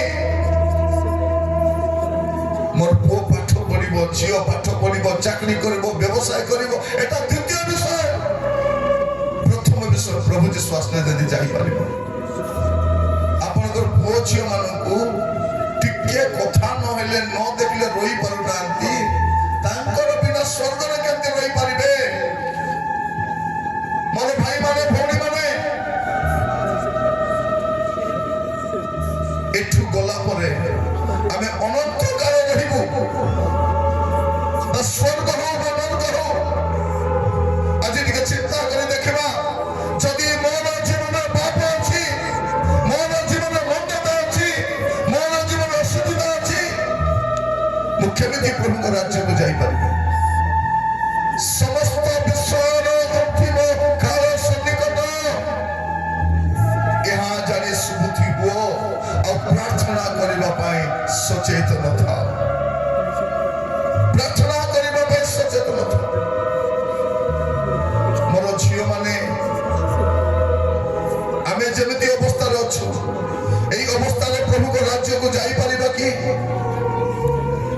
प्रभु को आगमन है हमर कौन हेबो चिंता करि छथि कि एबे समय अछि एबे समय अछि पाप छाड़ी परिबा एबे समय अछि मन्दता छाड़ी परिबा एबे समय अछि असुस्थता छाड़ी परिबा आगो को भलो समय नाही कौनसी परिस्थिति रे भलो समय नाही अपन आशावादी ही बंचंतु नाही यीशु ही हमर आशा अटते यीशु ही हमर भरोसा अटते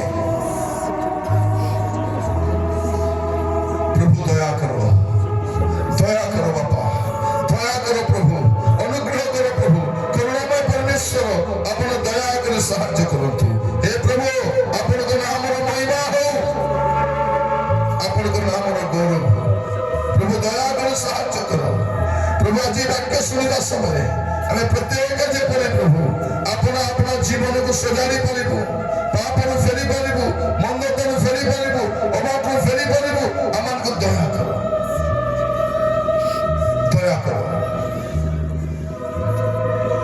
प्रार्थना करंतु बसिबा समय आपण को जीवन को समर्पण करंतु ओ मोर प्रिय भाई बहन माने जीवन को समर्पण करिबा जीवन को सजाड़िबा पापनु फेरी आसीबा मंदतनु फेरी आसीबा कण समस्त विश्वर अंतिम काल सन्निकट पिता परमेश्वर आपन को धन्यवाद दूची प्रार्थना करूची प्रभु अपना अपना जीवन को सजाड़िबा पाए पापनु फेरिबा पाए मंदतनु फेरिबा पाए दुष्टतनु फेरिबा पाए अशुद्धतनु फेरिबा पाए साहाय्य करो प्रभु समस्त विश्वर अंतिम काल सन्निकट यह जानी सुबुद्धि हेबा पाए पाप परित्याग करी पवित्र जीवन कटिबा पाए आमान को प्रत्येक को दया करो प्रभु आज जो माने नम्र भाव रे अपना पाप को छाड़िबा पाए मंदता फेरिबा पाए अबाटनु फेरिबा पाए दुष्टता फेरिबा पाए संकल्प नौछंती दया करे सेमानकु साहाय्य करो प्रार्थना सुनिथिबारु धन्यवाद जीशु को प्रिय नाम रे मागिले राजा